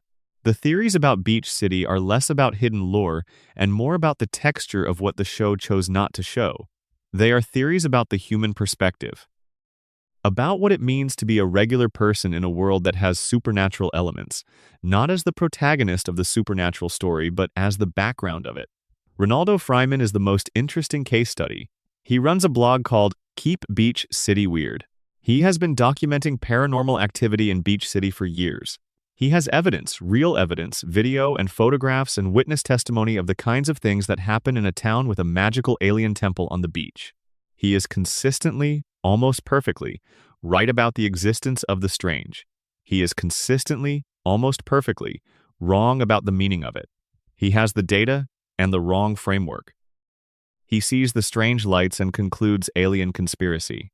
He sees gems and concludes he has encountered Sneeple. He has never simply told the truth. The theory the fandom has built around Ronaldo is gentle. It asks whether the decision not to tell him, which is never made explicit by the crystal gems, but is implicit in the show's entire handling of Beach City's awareness of gem activity, as a decision born of condescension or pragmatism, or something else entirely. Whether the crystal gems genuinely believe that the humans of Beach City are better off not knowing, or whether they simply find it easier not to have that conversation. Whether there is something in the way Rose related to humans as beloved creatures, as the reason to protect the Earth, but not as equals exactly that shaped the crystal gems' relationship with the town they've lived in for 5,000 years. The human characters in Beach City are, in many cases, specifically drawn to resist easy categorization. Mr. Fryman clearly knows something is unusual about Steven and the people he lives with, and has decided not to ask. Mayor Dewey clearly has a relationship with the fact of the crystal gem's existence that involves a great deal of deliberate not looking. Connie's parents have to reckon, in a compressed and somewhat unjust amount of screen time, with the fact that their daughter has been living a double life and training as a magical warrior. The theories about what Beach City looks like a generation from now are particularly rich. The children who grow up watching fusion battles from their windows, the humans who see gems and form relationships with them and have to find ways to understand a kind of being that doesn't age, doesn't eat, doesn't sleep, but can be your friend for as long as you live, and then continue being your friend long after you're gone. Beach City will have to reckon with this. The show's ending leaves that reckoning entirely to the imagination. There is Sadie and Lars, who are one of the show's most humanly complex relationships. Lars goes to space and comes back changed pink, slowly aging, capable of things no human should be capable of. He is back at the Big Donut. Sadie, who worked alongside Lars for years and had feelings for him that neither of them ever quite sorted out, has formed a band and is finding herself as an artist and as a person, having done some of the growing that Lars was unable to do before he left for space. What happens between them when he comes back? The show doesn't say. It gives us a reunion that feels warm but not resolved. A pair of people who have both changed in ways they haven't finished processing, who have something real between them that doesn't have a name yet. The off-colors who came back to Earth with Lars represent another set of loose threads. They are, by homeworld standards, defective gems who don't conform to the expected profile of their type, who spent who knows how long hiding in abandoned tunnels to avoid being shattered. They found family in each other and in Lars, who also didn't quite fit the shape expected of him. When they arrive at Beach City, there is a moment of warmth and welcome, and then the show ends and we don't know what their lives look like now. Fluorite, who is a slow-moving fusion of 6 gems speaking in long and patient sentences, wanted to remain fused indefinitely. Rhodonite, who is a fusion of a ruby and a pearl that shouldn't exist by homeworld standards, had the same question about her own continued existence in a post-war world where the rules about fusion are supposedly changing. Padparadscha, the sapphire whose future vision is perpetually delayed, who announces things that just happened with complete sincerity and great enthusiasm, exists in a permanently charming relationship with the present moment that the show treats as a character detail rather than a problem to be solved. The right response to Padparadscha is, the show gently insists, love without needing to explain it, and that is the correct response. But what does her daily life look like in a world that moves at human speed? And Jasper. We should speak of Jasper, briefly, because she is perhaps the most unresolved of all the show's secondary characters. Jasper is a homeworld soldier, a quartz from the Earth's beta kindergarten, grown under the conditions of a war that was already going badly. She came out larger and more powerful than expected. She devoted herself entirely to the cause and the civilization that produced her. She fought against the crystal gems and specifically against rose quartz with genuine conviction. She lost. She corrupted herself through a fusion with a corrupted gem, an act that was, the show implies, born not of strategy but of grief and rage and something that looked, in a limited way, like loneliness. She was healed in the finale. The last image we have of Jasper in the main series is her standing beside Amethyst, 2 quartz gems from Earth's kindergartens. The soldier and the rebel, the homeworld loyalist and the crystal gem, both quartz, both grown from the same planet, standing in the same shot at the end of the same story. Jasper's entire worldview was organized around a pink diamond who turned out to have been, all along, the enemy she was fighting. The diamond she served was the rebel she was fighting. The person she devoted her life to and the person she despised were the same person in different clothes. That is not a small thing to process. That is the kind of revelation that could require a lifetime. The show gives her the healing, and the shot beside Amethyst, and then it ends. Whatever Jasper does next, whatever a gem like Jasper does when the war she was built for is over, and the civilization she served has been revealed to have been built on a foundation she never consented to, that question hangs. In the final frames, too polite to demand an answer, too interesting to fully release. Part 12. The songs and the emotional archaeology of what was left behind. Before we close the night, I want to spend a little time with something that isn't usually categorized as a theory, but that I think is part of the show's secret architecture in a way that matters. The music. Rebecca Sugar came to Steven Universe from Adventure Time, where she wrote songs that people still quote and sing and feel things about.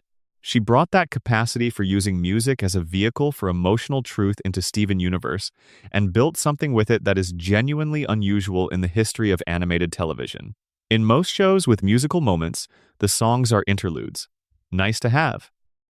Occasionally memorable. Usually not load-bearing. In Steven Universe, the songs are load-bearing. They carry information that the dialogue doesn't carry. They go to emotional places the plot doesn't have time to visit. They are, in many cases, the truest thing the show says about a character in the entire run of the series. The theories about the music are really theories about what the music contains, what hidden information it encodes about the show's characters and their inner lives, what it says about the things the show couldn't say in prose. It's Over, isn't it? Is the clearest example. Sung by Pearl in Season 3, it is her processing the reality that Rose chose Greg, that Rose made a choice that Pearl had no standing to contest, because Pearl and Rose were not in a relationship that gave Pearl claims on Rose's attention and affection, even though Pearl had organized her entire existence as if they were. The song is about grief and love, and the specific pain of losing someone to a choice that had nothing to do with you, where the loss is real but the claim to it is not. It tells you more about Pearl in 3 minutes than several episodes of dialogue managed.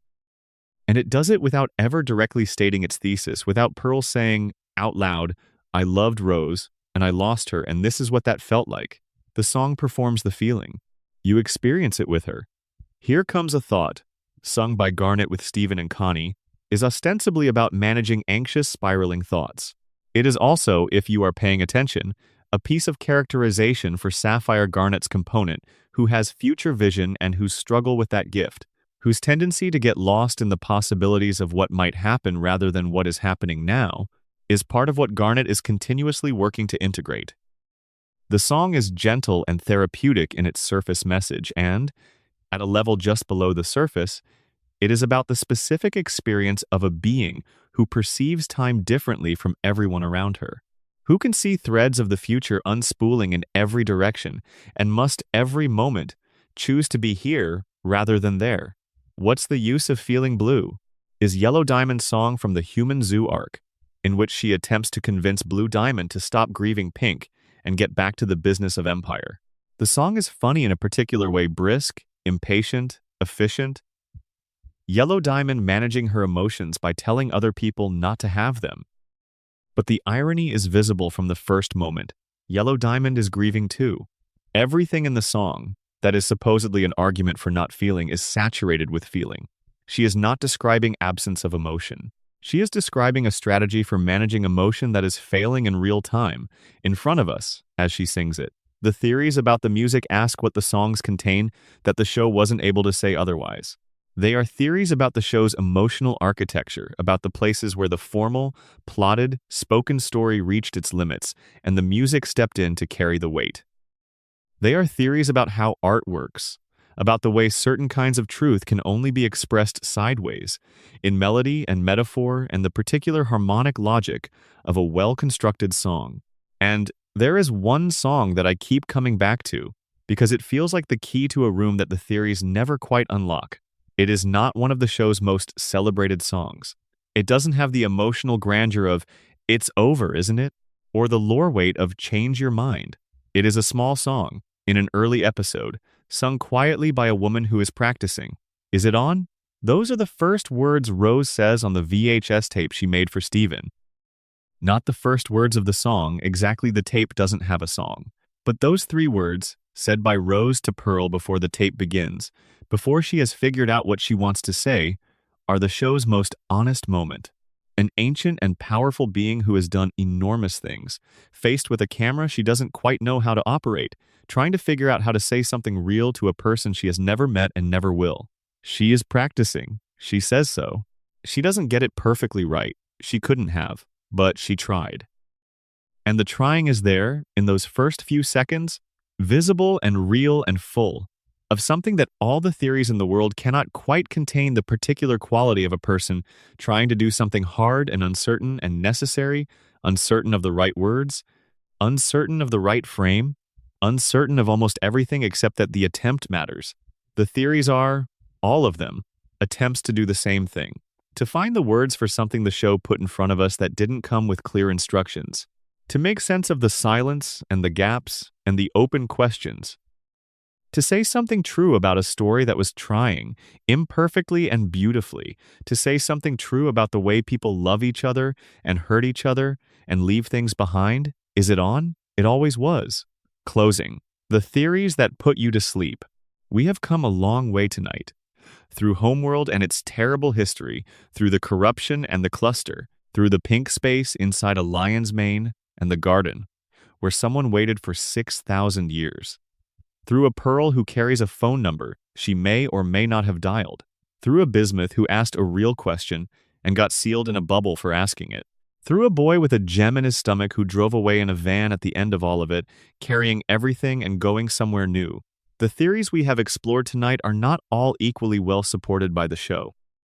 Some of them, the theory about White Diamond's origins, the theory about what the cluster means for the full accounting of Diamond Authority's legacy, the theory about what Rose carries in Steven's gem, go well beyond what the show explicitly confirms. They are acts of imagination built on the foundation of what the show provided. They are the fandom asking, given everything we know, what is the most interesting, most emotionally coherent, most consistent way to fill the spaces that were left open? That question is worth taking seriously, because the theories are not just about finding hidden information. They are a form of engagement with the thing the show was doing. They are the natural response to a work of art that was built carefully enough, layered enough, attentive enough to its own implications, that paying close attention generates more questions than it answers. Steven Universe was designed to reward attention. The background art contains lore. The color palettes shift to reflect emotional states. The music encodes character. The throwaway lines foreshadow events that don't pay off for 2 more seasons. Rebecca Sugar and her team built a world that is larger than the story they had time to tell, and the fandom has spent years exploring the territory beyond the show's borders. Not finding what was already there, exactly, but building something that is genuinely in conversation with what was there. Theories that feel true because they follow the show's own logic toward conclusions the show couldn't quite reach. What the theories share, at their core, is a desire to sit with the things that were left open, to not rush past the unresolved questions, to treat the gaps as meaningful as spaces worth inhabiting rather than problems to be solved. The chest in Lion's dimension was always there. We don't know what it held, and somehow the not knowing is okay. Because what the chest holds, whatever Rose put in it, whatever she couldn't keep and couldn't discard, is hers. Even the theories can only circle around the outside of it. The same is true of Lion's death and the other lions in the desert, and what Rose was doing in all those years between the war and Greg. The same is true of Pearl's phone number and the off-color's futures, and Jasper standing in the last frame beside Amethyst. These are not failures.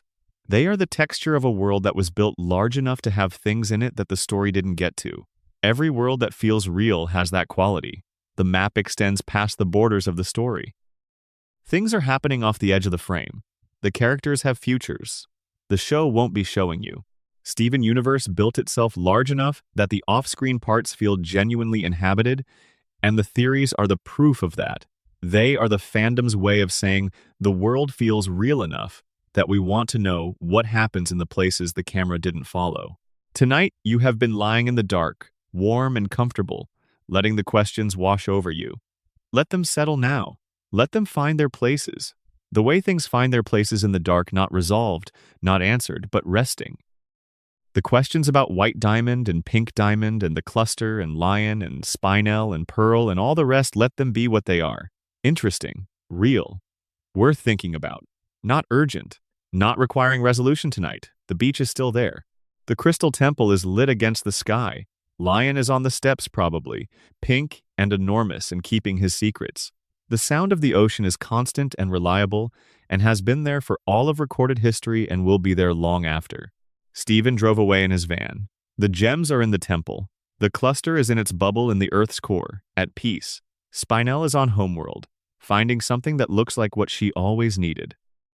Bismuth has her forge. Peridot has her barn and her clipboard. Pearl has a phone with a number in it. The theories will keep. They always do. The show is still there, whenever you want to go back to it. 5 seasons, a film, a limited series, more songs than you've counted, more background details than anyone has fully cataloged, more threads than it resolved, and underneath all of it, the same gentle, persistent insistence. The people you love are complicated, and that is fine. The past is real, and the future is open. The chest exists, and we don't know what's in it, and somehow that is okay. The show is still there. Beach City is always on the coast somewhere. The ocean is constant. The light over the temple is soft and steady. Let your eyes close now if they haven't already. Let the questions drift. Let the theories rest.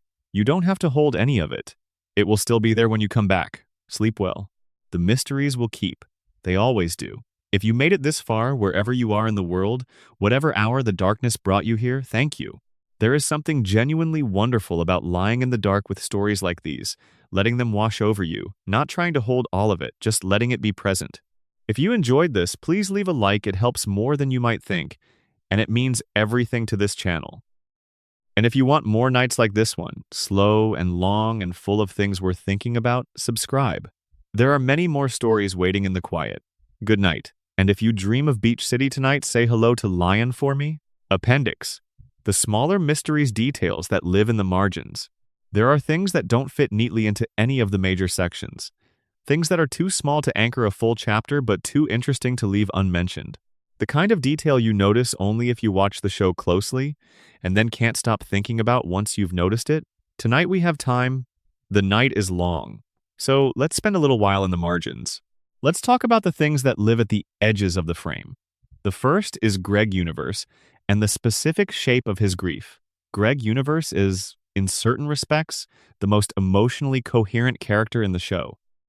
He loved Rose completely and lost her in the strangest possible way. She didn't die. She became someone new. She dissolved into the child she gave him, and the gem she left behind is now in his son's stomach. He grieves her, but she is also there in Steven's face and Steven's laugh and the way Steven holds things he loves. Grief without a clean object.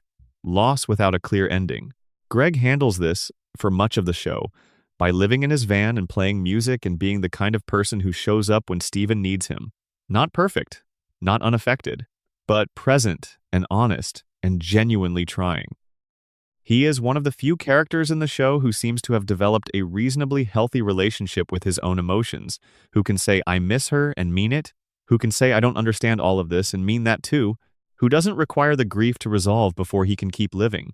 The theory the fandom developed about Greg is a tender one. It asks what Greg really knew about Rose, about who she was and what she had done and what she was. He knew she was a gem. He knew she was extraordinary. He knew she had a history she didn't fully share. The show implies that he intuited more than he was explicitly told, that he was perceptive enough to understand that her secrets were real even without knowing their content. Did Greg ever wonder about the extent of what he didn't know? Did he know or suspect that the woman he loved was more than she presented herself as being? The show gives us glimpses of his relationship with uncertainty moments, where he seems to consciously choose not to ask, the way people sometimes choose not to ask because the answer might change something they need to stay the way it is. Whether that was wisdom or self-protection, or simply love operating in the only way it could, the fandom has never fully agreed. But Greg, in the end, is the theory the show doesn't need to make. He is simply there, reliably, warmly, honestly there. The human anchor of a story about beings who are not human. The reminder that the ordinary and the extraordinary are not opposites, that you can park a van on the beach next to a magical alien temple and make that your life, and not have it be smaller for it. The second marginal detail worth exploring is the question of fusion. Specifically, what does fusion feel like from the inside? The show establishes that fusion is a gem concept, the ability of two or more gems to join their physical and psychic selves into a single new being. Fusion requires emotional harmony. Two gems who are in conflict cannot maintain a stable fusion. The result is always something greater than the sum of its parts, with its own identity, its own personality, its own ways of moving and thinking. Garnet is a fusion. She is, specifically, the fusion of Ruby and Sapphire. Two gems who fell in love thousands of years ago in a moment that was not supposed to happen. Sapphires were not supposed to fall in love with rubies, were not supposed to fuse with them, were not supposed to produce something new and unclassifiable that stood up in front of Blue Diamond and refused to be separated. Garnet has been a fusion continuously, with minor interruptions, for the entire duration of the show and for thousands of years before it. The theories about what Garnet's continuous existence as a fusion means for Ruby and Sapphire as individuals are among the most discussed in the fandom. The show establishes that they can separate and does show them separated on several occasions. When separated, they are different from each other and different from Garnet in specific ways. Ruby is extremely emotional, runs hot, is immediate and impulsive and fiercely loving. Sapphire is calmer, more future-oriented, occasionally so focused on what might happen that she loses track of what is happening now. Garnet is neither of those things and both of them. She is something that emerges from the relationship between them. Something that is not Ruby's emotionality or Sapphire's cool calculation, but their synthesis, steady, direct, loving in a way that is specifically the love of two people who have decided to be one thing, who have chosen each other so completely that they have built a continuous shared self. What is it like to be that? The show explores this in episodes like Keeping It Together and Mindful Education and The Answer, each of which gives us access to the interior of the Garnet relationship in different ways. But the theories want to go further. They want to ask about the thousands of years of being Garnet before the show, what sustained that fusion across so long? What happened in the moments when the harmony faltered, in the small daily friction of being two people who are also one person? What does it feel like, from the inside, to be a being whose fundamental existence is an act of love? The question is beautiful, and it has no answer. The show does not have access to the interior of fusion in a way that would let it answer. What it has is Garnet present, certain, warm, fiercely protective, occasionally cryptic, and the implication that she is beautiful precisely because she chose this over and over for thousands of years without ever stopping choosing.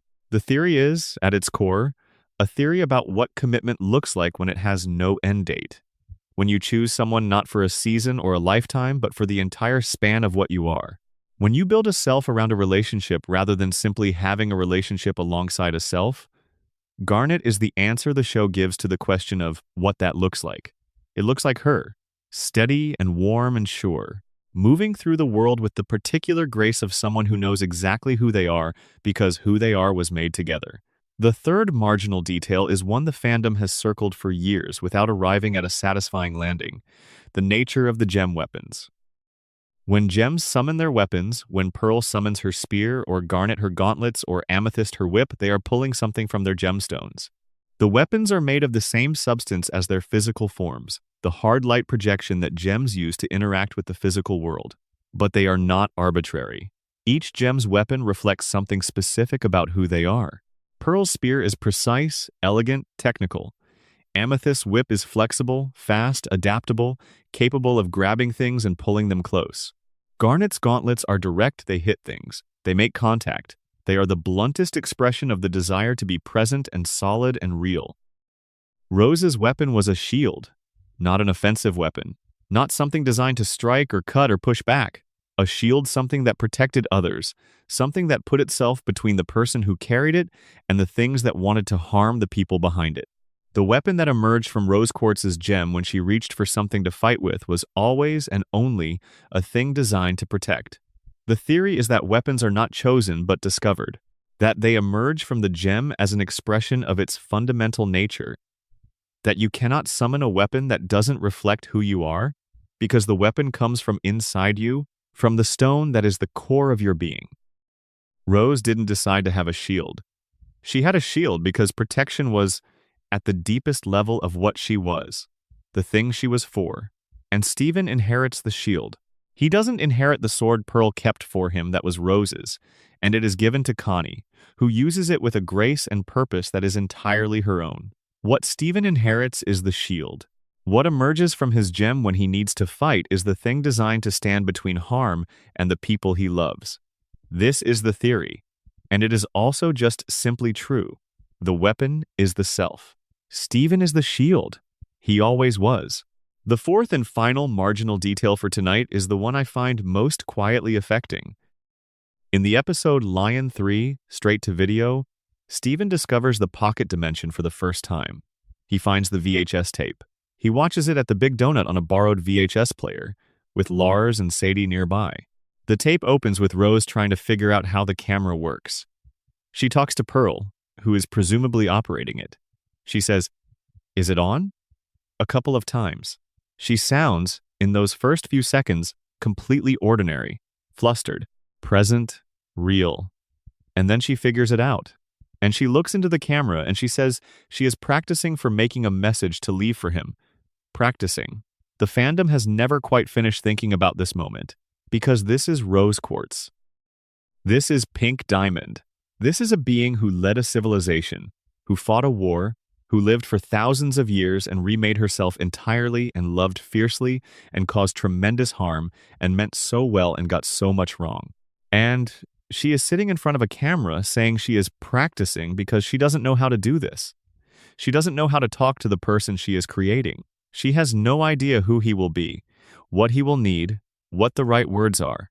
She only knows that she loves him already, preemptively, in the strange way that you can love something before it exists because it already exists in the intention of it, and she is practicing for how to say so. She doesn't get it right. She couldn't have. There was no version of that tape that would have been adequate to everything Steven needed from it. But she tried. And the trying is there in those first few seconds, visible and warm and profoundly human in a being who was not human, and the theories are all in the end, if you follow any of them far enough, just versions of the same act. Trying to figure out what to say. Practicing. Getting it approximately right and approximately wrong. Is it on? It always was. Extended reflections. What it means to watch something that watched you back. There is a specific quality that the best stories have, which is difficult to name but immediately recognizable when you encounter it. It is the quality of a story that knows you are watching it. Not in a metafictional way, not in a way that breaks the fourth wall or acknowledges the audience directly, but in a deeper sense. In the sense that the story is constructed with awareness of what it will mean to experience it. That it has been built to find you where you are, in the particular place you occupy in the middle of your own life, and say something true. Steven Universe has that quality. It was made, officially, for children. It aired on a channel that also aired regular cartoons about regular cartoon things, and it contains not metaphorically, but literally a coming-of-age story about learning to process inherited trauma, a meditation on the ethics of revolutionary violence, an exploration of what it means to love someone who has hurt you, a question about whether identity is fixed or chosen, a study of the way systems of power cause harm even when the individuals inside them mean well. These are not simple things. They are not simple for adults. They are the kinds of questions that most people spend their entire lives working through without fully arriving at answers. And Steven Universe was placing them, quietly and consistently, in an animated children's show that aired on weekday afternoons. The theories the fandom developed are, in part, a response to that quality. When a story takes you seriously enough to be this honest, you take it seriously back. When a story builds this carefully, you watch carefully. When a story leaves things open, you sit with the openings. The theorists were not wrong to look as closely as they did. The show rewarded close looking. It was built to. But the theories are also, at their best, more than just close reading. They are an act of continuation, a way of extending the conversation that the show began. A way of saying, you gave us this world, and we loved it, and we are not quite ready for it to end. The theories are the fandom's version of what Rose did when she stood in front of a camera and said she was practicing. They are attempts to say something true about something that matters, in the presence of uncertainty, knowing that the attempt will be imperfect and doing it anyway.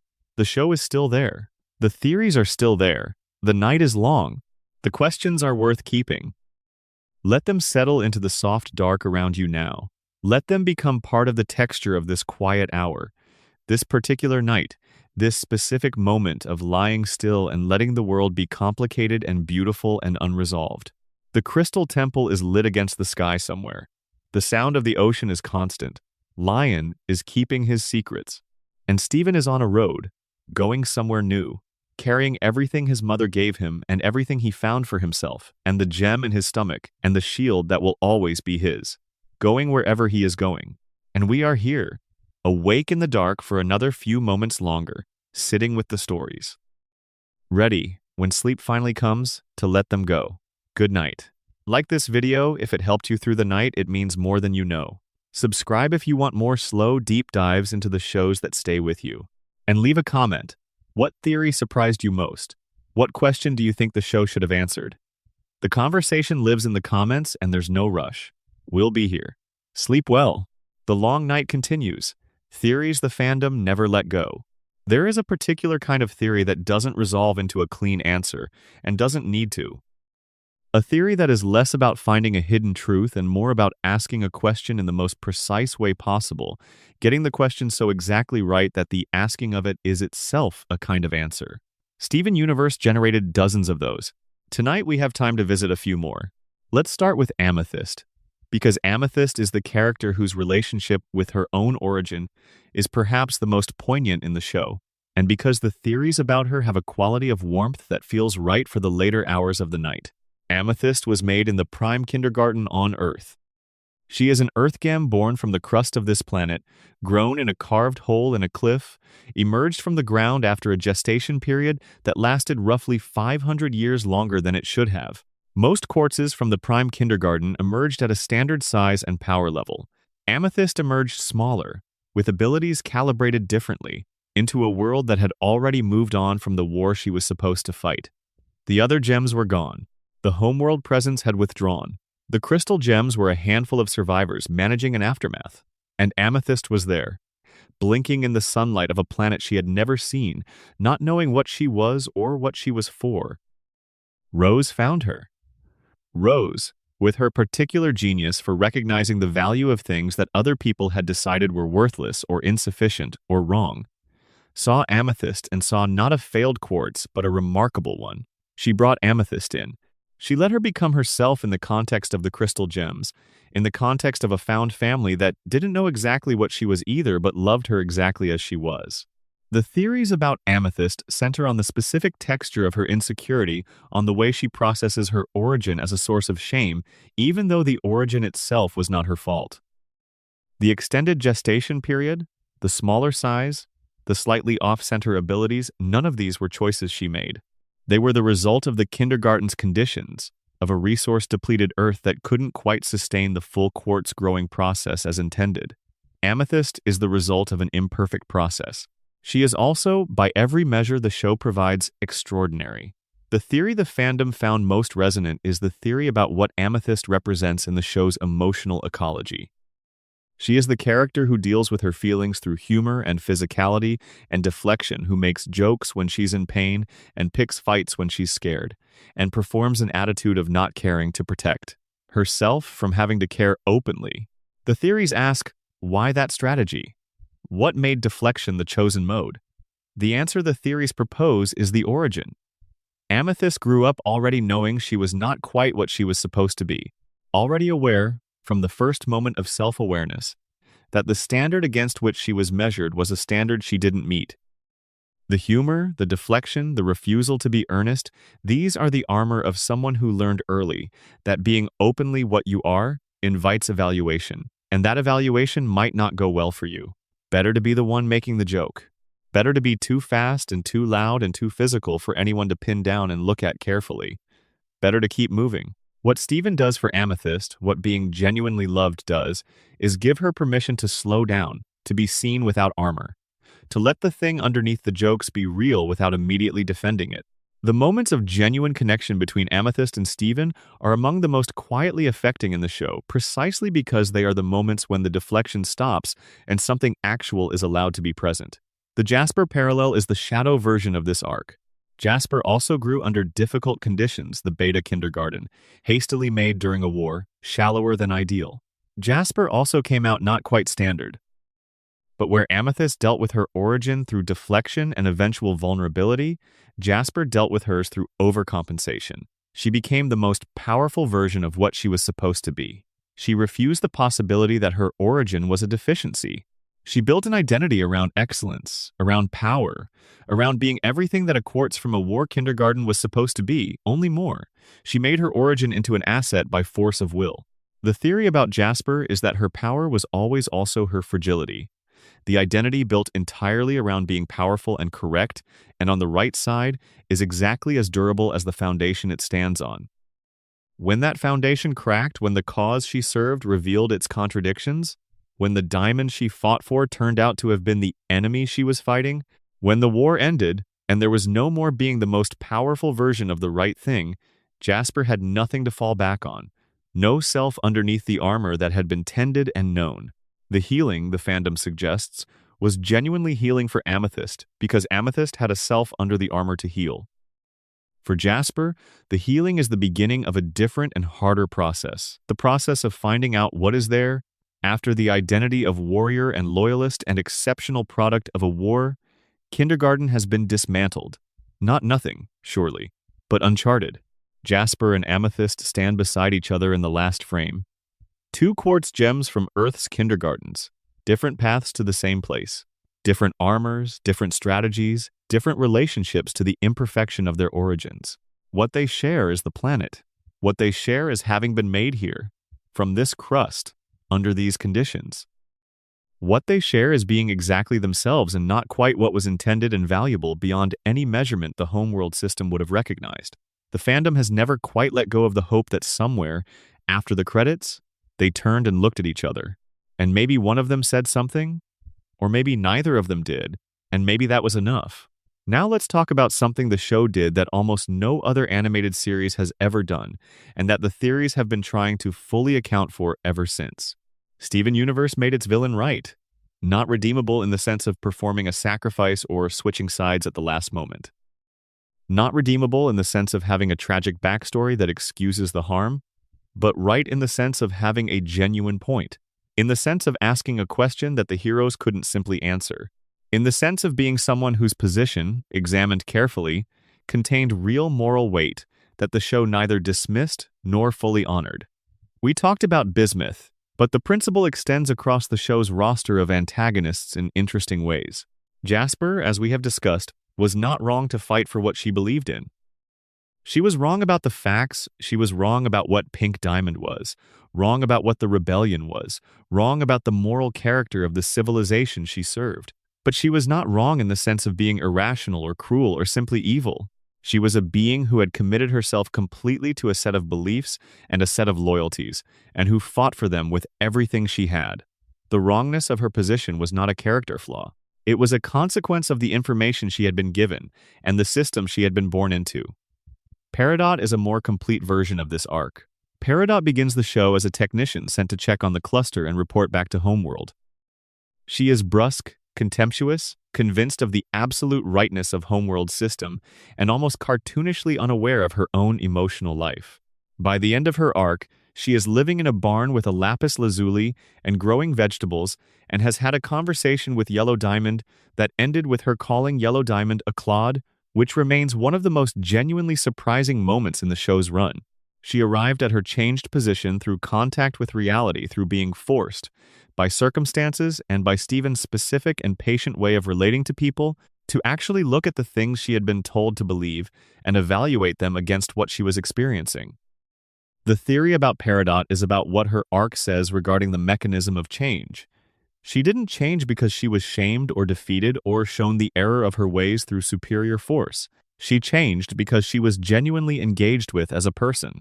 Because Steven treated her as someone capable of updating her beliefs in response to evidence.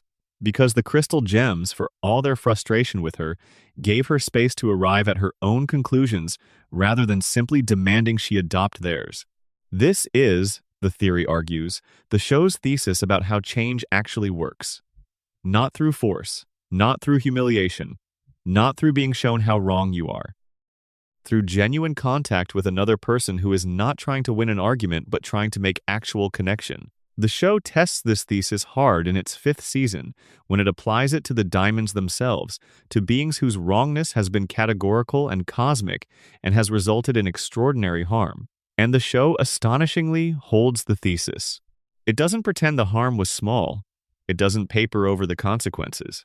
It gives us Yellow Diamond and Blue Diamond genuinely reckoning with what they have done, genuinely beginning the process of change.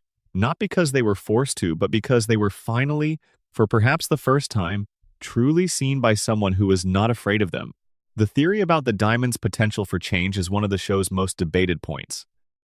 Some fans found it too generous a civilization that had caused that much harm, given a path to redemption that felt too clean, too easy, too swiftly offered. Others found it exactly right, a show that was fundamentally about the possibility of change and growth, refusing to make that possibility conditional on deserving it. What the theories tend to agree on is that the question is not whether the diamonds deserve redemption. The question is whether redemption is, in principle, possible. And the answer the show gives, firmly, is yes. Not because the harm doesn't count, but because counting the harm and holding it fully, while still extending the possibility of something different that the show suggests, is what love actually is. Not the easy kind. Not the kind that comes with conditions. The kind that Steve Universe has, which is the kind that doesn't make exceptions. This is the theory underneath all the theories. The meta theory, the one that the whole show is an extended argument for. That connection is the most powerful force in the universe, that people can change. That being seen fully in your damage, in your history, in your harm, in your need, and not being turned away from, is the thing that makes change possible. That the thesis is worth testing against the hardest cases, and that even the hardest cases hold. Stephen is the test case. He is the theory made flesh, the half-human child of a diamond, the heir to all of this history, who manages to be exactly himself in the middle of it, who cries in front of White Diamond, who befriends the person who came to destroy his planet, who tells his mother's story with love and grief and anger, all at once without making it simple. The theories are all, at bottom, love letters. Love letters to a show that took everyone seriously. That looked at the most damaged, the most powerful, the most fearful, the most wrong, and said, "You too, you as well." There is something in you worth reaching for. The theories are the fandom reaching back. One last visit to Beach City. Before morning. The boardwalk is quiet at this hour. The rides aren't running. The food carts are closed. The ocean is making its steady, unchanging sound. The sound it has been making since before this town existed, before any town existed, before anything except the water and the rock and the sky. Down the beach, the crystal temple stands. The light from inside it is soft and steady. The gems are in there, or some of them are, and the others are wherever they are. Bismuth is probably at her forge. Peridot is probably at the barn, or wherever she has set up her current experiment, or lying on her back looking at the stars and talking about them with a precision that misses the point but makes the missing entirely charming. Amethyst is probably doing something loud somewhere. Pearl is probably inside the temple, in her room, in the tower, where the books are. Maybe she's reading. Maybe she's looking at the water through the window. Maybe she's holding a phone. Lion is on the steps. He is enormous and pink and extremely still, the way animals are still when they are paying attention to something the humans around them can't perceive. He is keeping his secrets. He will keep them for as long as he lives, which will be a very long time.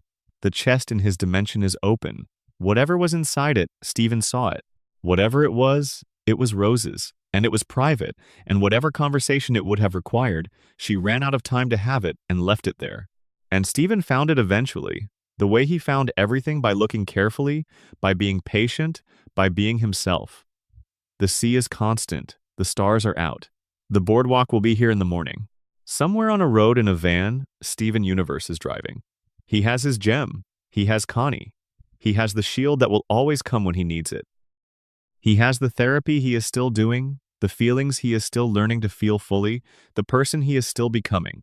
He has a long way to go. He also has time. The theories will keep. The questions will keep. The show will keep.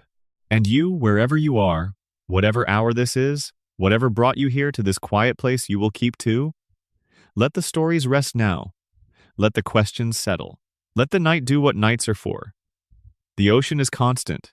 The temple is lit. Lion is keeping watch. Sleep well. The homeworld caste system. A theory about what was always wrong.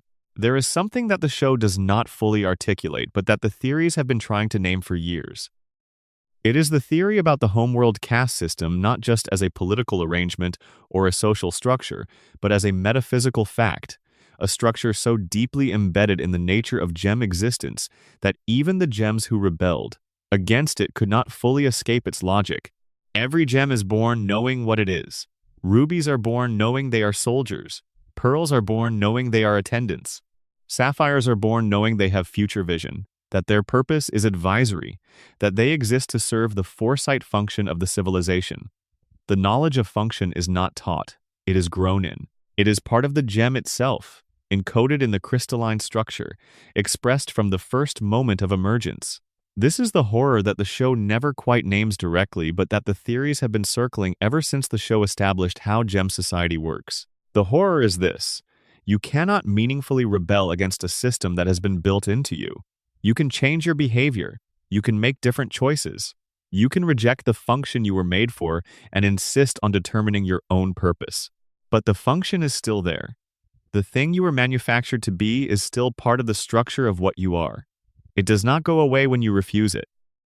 It becomes a thing you are always refusing, always working against, always in conversation with. Peridot is a technician.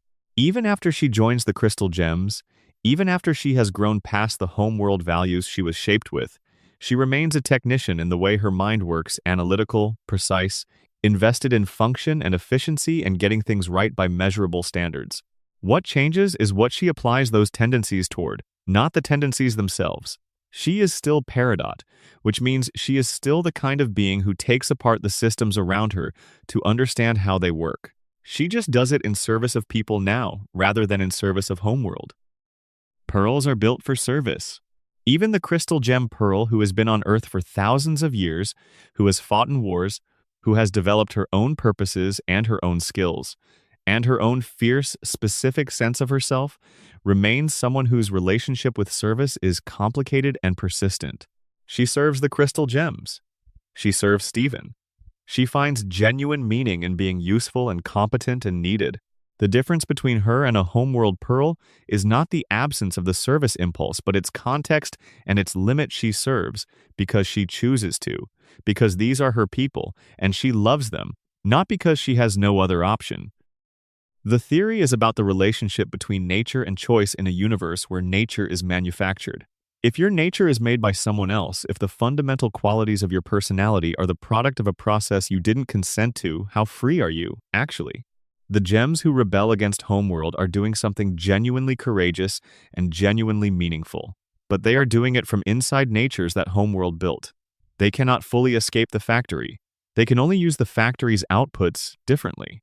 The show's answer to this, the answer Steven embodies and enacts, is that the origin of a nature does not determine its meaning. That what you do with what you were given is the thing that matters. That being born into a purpose, or being manufactured for one, does not close off the question of who you will become. The question remains open. It is always open. That is the fundamental insistence of the show. But the theories want to hold both things at once. They want to say, yes, the question is always open, and also the system that made you left marks. The marks are real. The work of examining them, of knowing which impulses come from yourself and which come from the process that created you, that work is never finished. That work is part of what it means to be free, not the absence of the marks, but the ongoing engagement with them.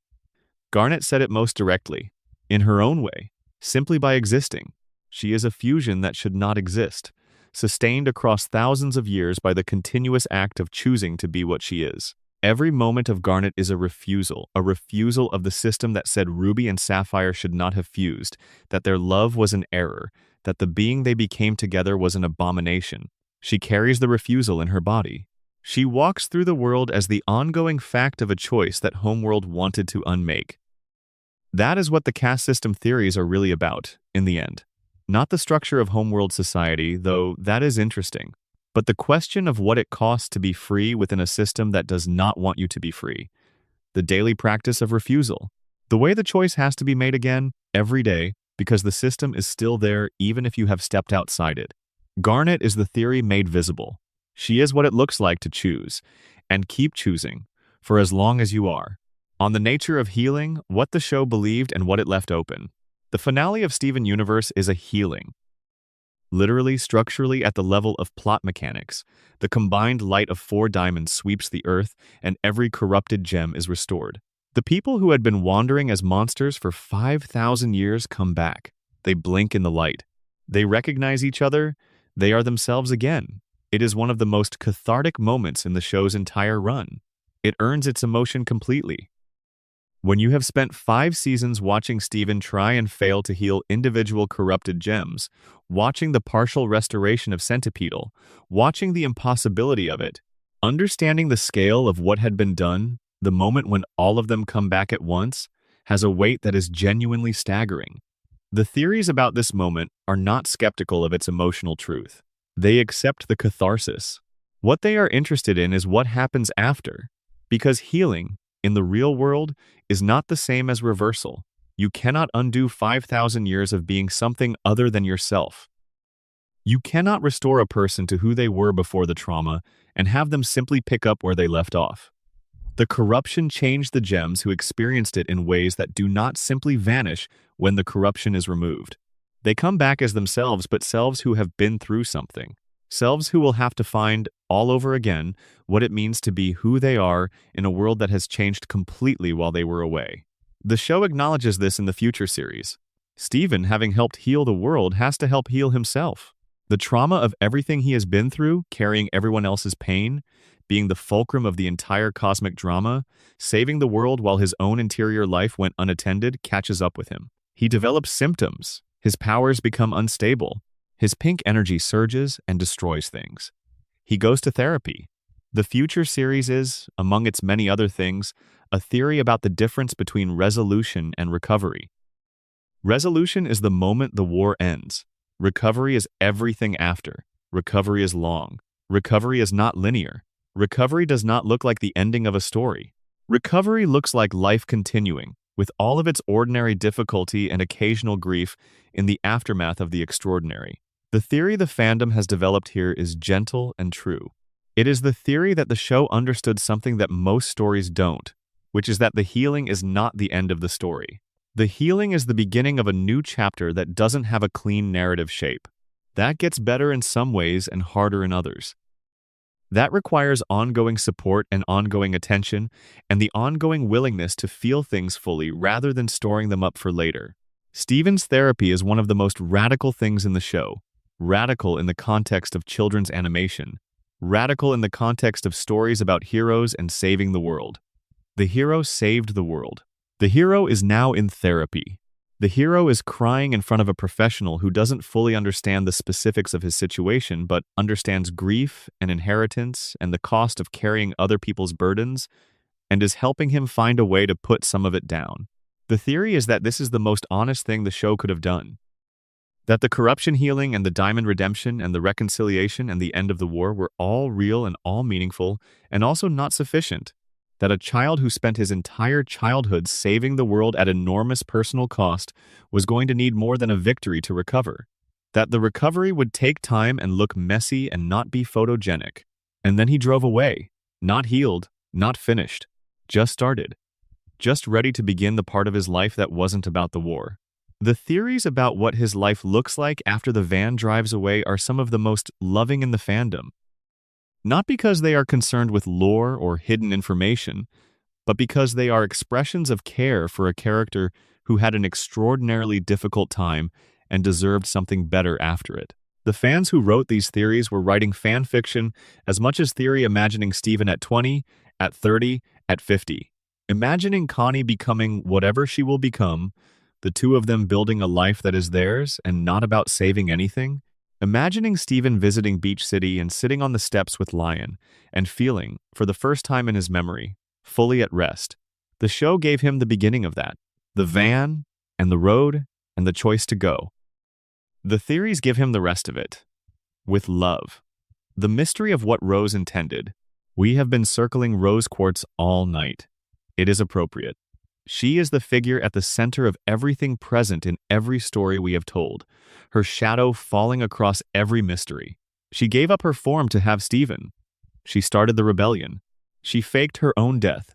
She kept secrets that lasted millennia. She loved the earth with a specificity and a tenderness that the show finds genuinely moving, even as it refuses to let her off the hook for the harm she caused. The theory that the fandom returns to most often when it comes to Rose is the question of intention. Not whether she intended to cause harm, the show is fairly clear that she did not. That she was trying, always, to do something she believed was right. But whether she understood, at any given moment, what the consequences of her choices would be for the people around her. The Pearl compulsion is the clearest case. Did Rose understand what she was doing to Pearl when she gave the compulsion? Did she really know that she was taking away Pearl's ability to tell the truth about the most important event of both their lives, and that this silence would cost Pearl for thousands of years? The theory that the fandom finds most honest is neither yes nor no. It is, she knew enough to know it was significant and not enough to know the full cost. She knew Pearl would carry the secret. She may not have fully understood what carrying it would feel like, how it would operate as a kind of psychic weight, how it would interact with Pearl's grief after Rose was gone, how it would prevent Pearl from being fully present to the people she loved because there was always this thing she couldn't say. Rose's blind spot, in this reading, is the specific blind spot of someone who grew up as a diamond. A diamond's choices shape worlds. Other people live inside those choices. The diamond does not usually have to live inside anyone else's choices in the same way. Pink Diamond, in becoming Rose, was trying to escape that structure. She was trying to become someone who lived inside a shared world rather than at the top of a hierarchy that managed the world for her. She was trying to learn what it felt like to be one person among many. She made real progress. The Rose Quartz, who fell in love with Greg and made a videotape for her son and fought for the Earth for thousands of years, was genuinely different from the Pink Diamond, who had been handed a colony and told to drain it. The growth was real, but the Diamond assumption, the assumption that her needs and her vision took precedence, that she knew best what others should know and feel, and be permitted to do that assumption, did not fully release. It operated in the background, informing choices she made without fully examining them. The compulsion, the sealed-away bismuth, the abandonment of Spinel, the decisions made for others in the name of protecting them. These are not the actions of a monster. They are the actions of a person who was doing their best within a framework that was larger than their self-awareness. Who loved people genuinely and deeply and caused them harm anyway, in the specific way that the unexamined parts of us cause harm not through cruelty, but through the blindness that is the residue of what we were before we started becoming who we are trying to be. The show's moral position on Rose is, in the end, the moral position that is hardest to hold, both and. She was genuinely good and genuinely harmful. She loved people and she hurt them. She was trying and she was limited. She deserves the love that Steven gives her memory, and she deserves the anger that he finally finds permission to feel in future. Both of these things are completely true. The theories are not trying to resolve this. The theories that matter are the ones that sit with it, the ones that say, yes, all of that. And what do we do with all of that? What do we do with the people who loved us and hurt us? What do we do with the inheritance of their best and their worst? What do we do when the person who owed us a reckoning isn't there to give it? You carry what you can. You put down what you can't. You find the people who will help you tell the story, all of it, the love and the damage, without flinching. You let yourself be angry when you have kept the anger inside long enough. You let yourself love when the love is real. You keep going. That is the theory. That is the whole theory. The rest is detail. Final meditation. The night, the ocean, the open questions. The sky outside, wherever you are, has been doing what skies do slowly, without announcement, beginning the long arc back toward light. You may not see it yet. The dark is still deep around you. But somewhere above the clouds, or the city lights, or the particular quality of your ceiling, the mathematics of the Earth's rotation are proceeding without your involvement. The ocean, the specific ocean that washes up on the beach below the Crystal Temple, the one that has been there longer than the gems, and longer than the humans, and longer than anything that has a name, that ocean, is doing its constant thing, in and out. The sound of it is the sound of persistence without effort, the sound of something continuing simply because continuation is its nature. We have talked tonight about enormous things, the origins of a civilization, the cost of war and grief and power, the specific intimate harms that love can cause when it is not fully seen, the questions that a story opens and cannot close, the theories that the most devoted fans have built in the space between what was shown and what was left open. We have talked about a boy with a gem in his stomach, carrying everything, going somewhere new. Here is what I want to leave you with, as the night grows thin and sleep presses gently at the edges of your awareness. The theories about Steven Universe, the thousands of hours of analysis and discussion and speculation and love that the fandom has generated over more than a decade, are not really about the show. They are about the questions the show asked. The theories are the fandom's way of staying with the questions, of refusing to let them be answered too quickly or too cleanly, of insisting that the questions are worth more than most answers. What are we, really? What do we owe the people who made us? How do we carry what was given to us and still be ourselves? How do we love people who hurt us and be honest about both the love and the hurt? How do we forgive without forgetting? How do we change without losing what was worth keeping? These are not questions with answers. They are not questions that a theory can resolve. They are the questions that you carry through your life and sit with in quiet moments and return to across the years, finding new angles on them as you change, as the people around you change, as the world changes around all of you. Steven Universe asked them in the form of a boy and a gem and a beach town and a magical lion. It asked them through songs and colors and background details and moments of grief and moments of laughter and the specific texture of found family being found. And you are here, at whatever hour this is, having sat with them for a while. That is enough. That is more than enough. Let the questions rest now. They will be there in the morning. They will be there next week, next year, whenever you come back to them. The questions are patient. They do not require you to resolve them tonight. The ocean is patient too. And the light, when it comes, will come gradually, the way things that are real and lasting always come. Not all at once. Gently, from the edges, spreading into the dark. Let yourself drift toward it. The crystal temple is lit against the sky. Lion is on the steps. Steven is on the road. And you are here, warm and resting, on the far side of a long night full of stories. Well done. Good night. Thank you for spending this night here. If the video carried you through, please leave a like. It genuinely helps this channel find the people who need these kinds of nights. And if you want more slow, careful deep dives into the shows that stay with you, subscribe. The next one is already waiting. Wherever you are, sleep well. The theories will keep. The show will keep. And so will you. The Gem War. What the fandom knows and what the show never showed.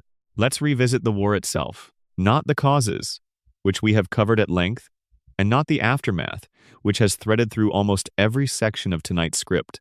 But the war itself, the 5,000-year conflict between the Crystal Gems and Homeworld, the actual fighting, the actual battles, the actual texture of what it meant to fight for a planet against a civilization that had made you. Because the show shows us almost none of it directly. The war happened. We know it happened. We have its aftermath everywhere in the corrupted gems, in the damaged landscape of certain areas of the Earth, in the fusion experiments that produced the cluster, in the emotional architecture of every crystal gem who survived it. But the war as a lived experience, as a specific sequence of events, with specific battles and specific losses and specific turning points, that is almost entirely missing from the show. The fandom developed theories to fill this gap, and those theories have a particular quality. They are theories built from grief, in a sense. Theories that try to honor the scale of what happened by filling in details the show never had time to provide.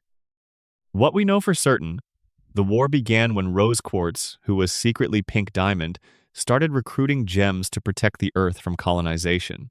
The earliest recruits Bismuth, who built the forge, Garnet, who formed in violation of Homeworld's rules and was accepted by Rose when Homeworld would have had her destroyed, joined in the early days. The war lasted a very long time. Thousands of years, the show implies, though it is not precise. It ended with the fake shattering of Pink Diamond, the withdrawal of Homeworld forces, and the corruption attack. The fandom theorized extensively about the middle of that arc, the thousands of years of actual fighting. What were the Crystal Gems' major victories? When did Homeworld push back hardest? Were there periods of relative peace, of negotiation, of ceasefire? Were there defectors on both sides, Homeworld gems who joined the Crystal Gems who returned to Homeworld? The theory about defectors is particularly interesting. The show establishes that the Crystal Gems were not all of the same type. Rose Quartz was nominally a quartz, and other quartzes joined the Crystal Gems. But the show also implies, through small details, that gems of many types fought alongside them. The corrupted forms that Steven encounters throughout the series include gem types that are typically Homeworld aligned, which suggests that their uncorrupted selves had made the choice to stay on Earth when Homeworld withdrew, a choice that cost them everything when the corruption came. Who were they? What made them choose the Crystal Gems over Homeworld? The show does not say, but the theory suggests that the answer is the same thing that makes anyone choose an alternative to what they were built for: a moment of recognition. An encounter with something that didn't fit the story they'd been told about the world. A crystal gem who extended a hand and said, "You don't have to be what they made you." There were also, presumably, crystal gems who didn't survive the war. Gems who were shattered in battle, permanently ended, gone in the most final way a gem can be gone. The show does not give us their names or their stories. The crystal gems who survived to the present day are few: Pearl, Garnet, Amethyst, who came later, And after that, the additions of Peridot and Lapis and Bismuth when she was unbubled. That handful, out of what was once presumably a much larger force. The scale of the loss is implied rather than stated. But it is there, in the way the crystal gems relate to the past, in Pearl's careful management of what she shares about it, in Garnet's tendency toward the present, in the fact that the war feels, to the surviving crystal gems, like something they do not fully revisit. Not because it is forgotten, but because it is very heavy, and the people who shared it with them are mostly gone. The theory about the quartz soldiers from Earth's prime kindergarten is one of the saddest. These were gems grown on Earth, from Earth's resources, whose function was to be homeworld soldiers specifically for Pink Diamond's colonization effort. Instead, some of them joined the crystal gems. They were quartzes who had grown up on Earth, who had a relationship to this planet in a way that no imported gem could quite have, and who chose to fight for it. They were corrupted when the corruption came. If they were among the crystal gems that Steven bubbled and stored in the temple basement, if their corrupted forms were the creatures he fought and caught across the first 3 seasons, then they are also among the ones who were healed in the finale. They came back. After 5,000 years of wandering as monsters, they came back. Did they know each other in their corrupted forms? Did the fragments of personality that survived the corruption include any recognition of the other corrupted gems they wandered near? There is no answer. But the question has a weight to it that the show earned by building its world carefully enough that we care about the people who are not quite visible in it. The war left marks on everything. The theories are the marks the fandom made, the impressions left by sitting with a story that cared enough about its own history to leave the weight of it in every quiet moment, even when it didn't have time to spell it out. What Lapis Lazuli knows that nobody talks about. Lapis Lazuli deserves more attention than she usually gets in theory circles, because Lapis Lazuli has a history that the show touches on and then largely leaves alone, and what it touches on is remarkable. Lapis is a gem who was trapped in a mirror for thousands of years. Not the show's version of thousands of years as hyperbole, literally thousands of years. She was bubbled inside a mirror used as a communication device. Conscious but unable to communicate. Aware of the world around her but invisible to it, until Steven in the second episode of the show looked at the mirror and actually tried to hear what it was saying to him. He was the first being in thousands of years to treat her as someone who might have something to say. The theories about Lapis center on what those thousands of years in the mirror did to her. The show does not minimize it. It acknowledges that Lapis has trauma, real, serious, ongoing trauma, but the full weight of what thousands of years of conscious paralysis would do to a being is not something the show has time to fully explore. Lapis is one of the show's characters who arrives in the narrative already damaged in ways that the show acknowledges without fully depicting. What the fandom theories try to do is honor the scale of it. If you were conscious for thousands of years inside an object that was used, stored, forgotten, and eventually shoved in a box in the basement of a magical alien temple, what would that feel like? Not just frightening, not just lonely, but something that doesn't quite have a name in human emotional vocabulary. Something that would produce a very particular relationship with time, with agency, with the concept of being seen. When Lapis is freed, her first action is to steal the Earth's ocean to use as fuel to return to homeworld. She takes the entire ocean. This is presented as alarming but somewhat understandable given the context. She has just been freed from thousands of years of imprisonment and is trying to get as far away as possible from the place where that imprisonment happened. What the theories notice is the specific quality of the action. She does something enormous and consequential for an intensely personal reason and does not fully reckon with the collateral impact. The Earth's ocean being gone affects every living thing on the planet, but Lapis does it anyway. This is not a moral condemnation of Lapis. She is dealing with something the show cannot fully depict. It is an observation about the relationship between extreme trauma and the capacity to see beyond one's own pain. When pain is large enough and long enough, it can consume the entire field of vision. The theories about Lapis are theories about that phenomenon, about what it takes to come back from something that large, and what the process of coming back actually looks like when no one has adequately supported you through it. Her friendship with Peridot, which develops quietly and warmly across the back half of the main series, two very damaged beings. Finding ways to be ordinary with each other in a barn is the show's answer to what healing looks like for Lapis. Not the dramatic confrontation with trauma, not the tearful revelation. Just someone who is around, who makes you laugh, who needs you to explain the point of camp pining hearts to them for the 14th time, who is present and small and manageable in the way that only ordinary friendship can be. The theories note that this is real, that sometimes the thing that helps is not the work of processing, but the experience of safe ordinariness. The barn and the meep morps and the surprisingly sincere interest in a fictional teenage summer camp, these are the texture of recovery, not its mechanics. Lapis deserved more of them, and the show gave her what it could. The Stars Beyond. What Homeworld's empire actually looked like. One of the things that makes the Steven Universe fandom so rich in theories is that the show establishes a universe that extends far beyond what it has time to show. Homeworld colonized thousands of worlds. The Gem civilization spans the galaxy in ways that the Earth-based story only glimpses through Peridot's arriving spaceship and the brief adventures of Lars and the Off-Colors. What exists out there, what the rest of the Gem Empire looks like, what worlds have been colonized and what remains of them, what the experience of a Homeworld Gem living on a Homeworld world is actually like, is almost entirely theoretical. The theories about the wider Gem universe are fascinating because they extrapolate the show's logic to contexts it never visits.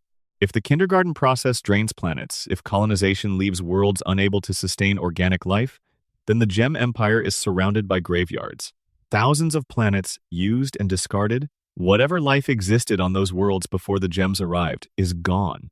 Whatever ecosystems, whatever species, whatever beauty those worlds contained is stripped away in the process of making new gems from their material. Earth survived because the rebellion stopped the colonization before it was complete. The Earth is damaged, the Prime Kindergarten and the Beta Kindergarten left scars. The corrupted gems wandered across its surface. The cluster was buried in its core, but it survived. It can still sustain life. The humans are still there. The lions are still there. The thousands of other colonized worlds are not so lucky. The theory is that the Gem Empire is, in a very real sense, a trail of devastated ecosystems stretching across the galaxy. That every gem is, on some level, built from something that was destroyed to make them. That the civilization's existence is inseparable from a scale of environmental devastation that the show gestures toward without fully reckoning. The theories about what happens when the Empire changes, when Yellow and Blue Diamond begin, under Steven's influence, to reconsider the colonization model, are hopeful and cautious in equal measure. The show's ending implies change is possible. The theories note that changing a system of this scale, with this much momentum, is not a matter of one leader changing her mind. The gems who have been shaped by the old system for millions of years will carry that shaping for a long time. The planets that have already been colonized cannot be uncolonized. The beings who were used as raw material for the cluster cannot be simply restored. The change, the theories argue, will be real and important, and also incomplete, which is probably the most honest thing you can say about any real systemic change. The Empire becoming something different than it was is not the same as undoing what the Empire was. Both things can be true. The change matters, and the cost matters, and neither cancels the other. This is, in a way, the final theory. The theory about what the show was actually saying underneath everything else, underneath the lore and the mysteries and the beautiful songs and the half-human boy with a gem in his stomach. The show was saying, things can change. It does not pretend the change is free or easy, or that it erases what was. It simply insists quietly, persistently, in every character arc and every reconciliation and every moment of genuine connection across a difference that seemed insurmountable, that change is possible, that the story is not finished, that the people who caused harm can begin to be different, that the people who were harmed can begin to heal, that the kid in the van is going somewhere, that somewhere exists, that it is worth going toward. The theories end here, not because the questions end, but because the night has been long enough, and the questions will keep, and the morning is coming even if you can't see it yet. Let the ship carry you wherever it's going. Let the pink lion keep his secrets a little longer. Let the ocean do its constant work. Sleep if you can. The show is still there whenever you need it. And so, somewhere on a road is Steven. Good night, everyone. Like, subscribe, and leave a comment with your favorite Steven Universe theory or the one that surprised you most. The conversation lives down there, and it's always worth visiting. Thank you for this night. Really. See you in the next one.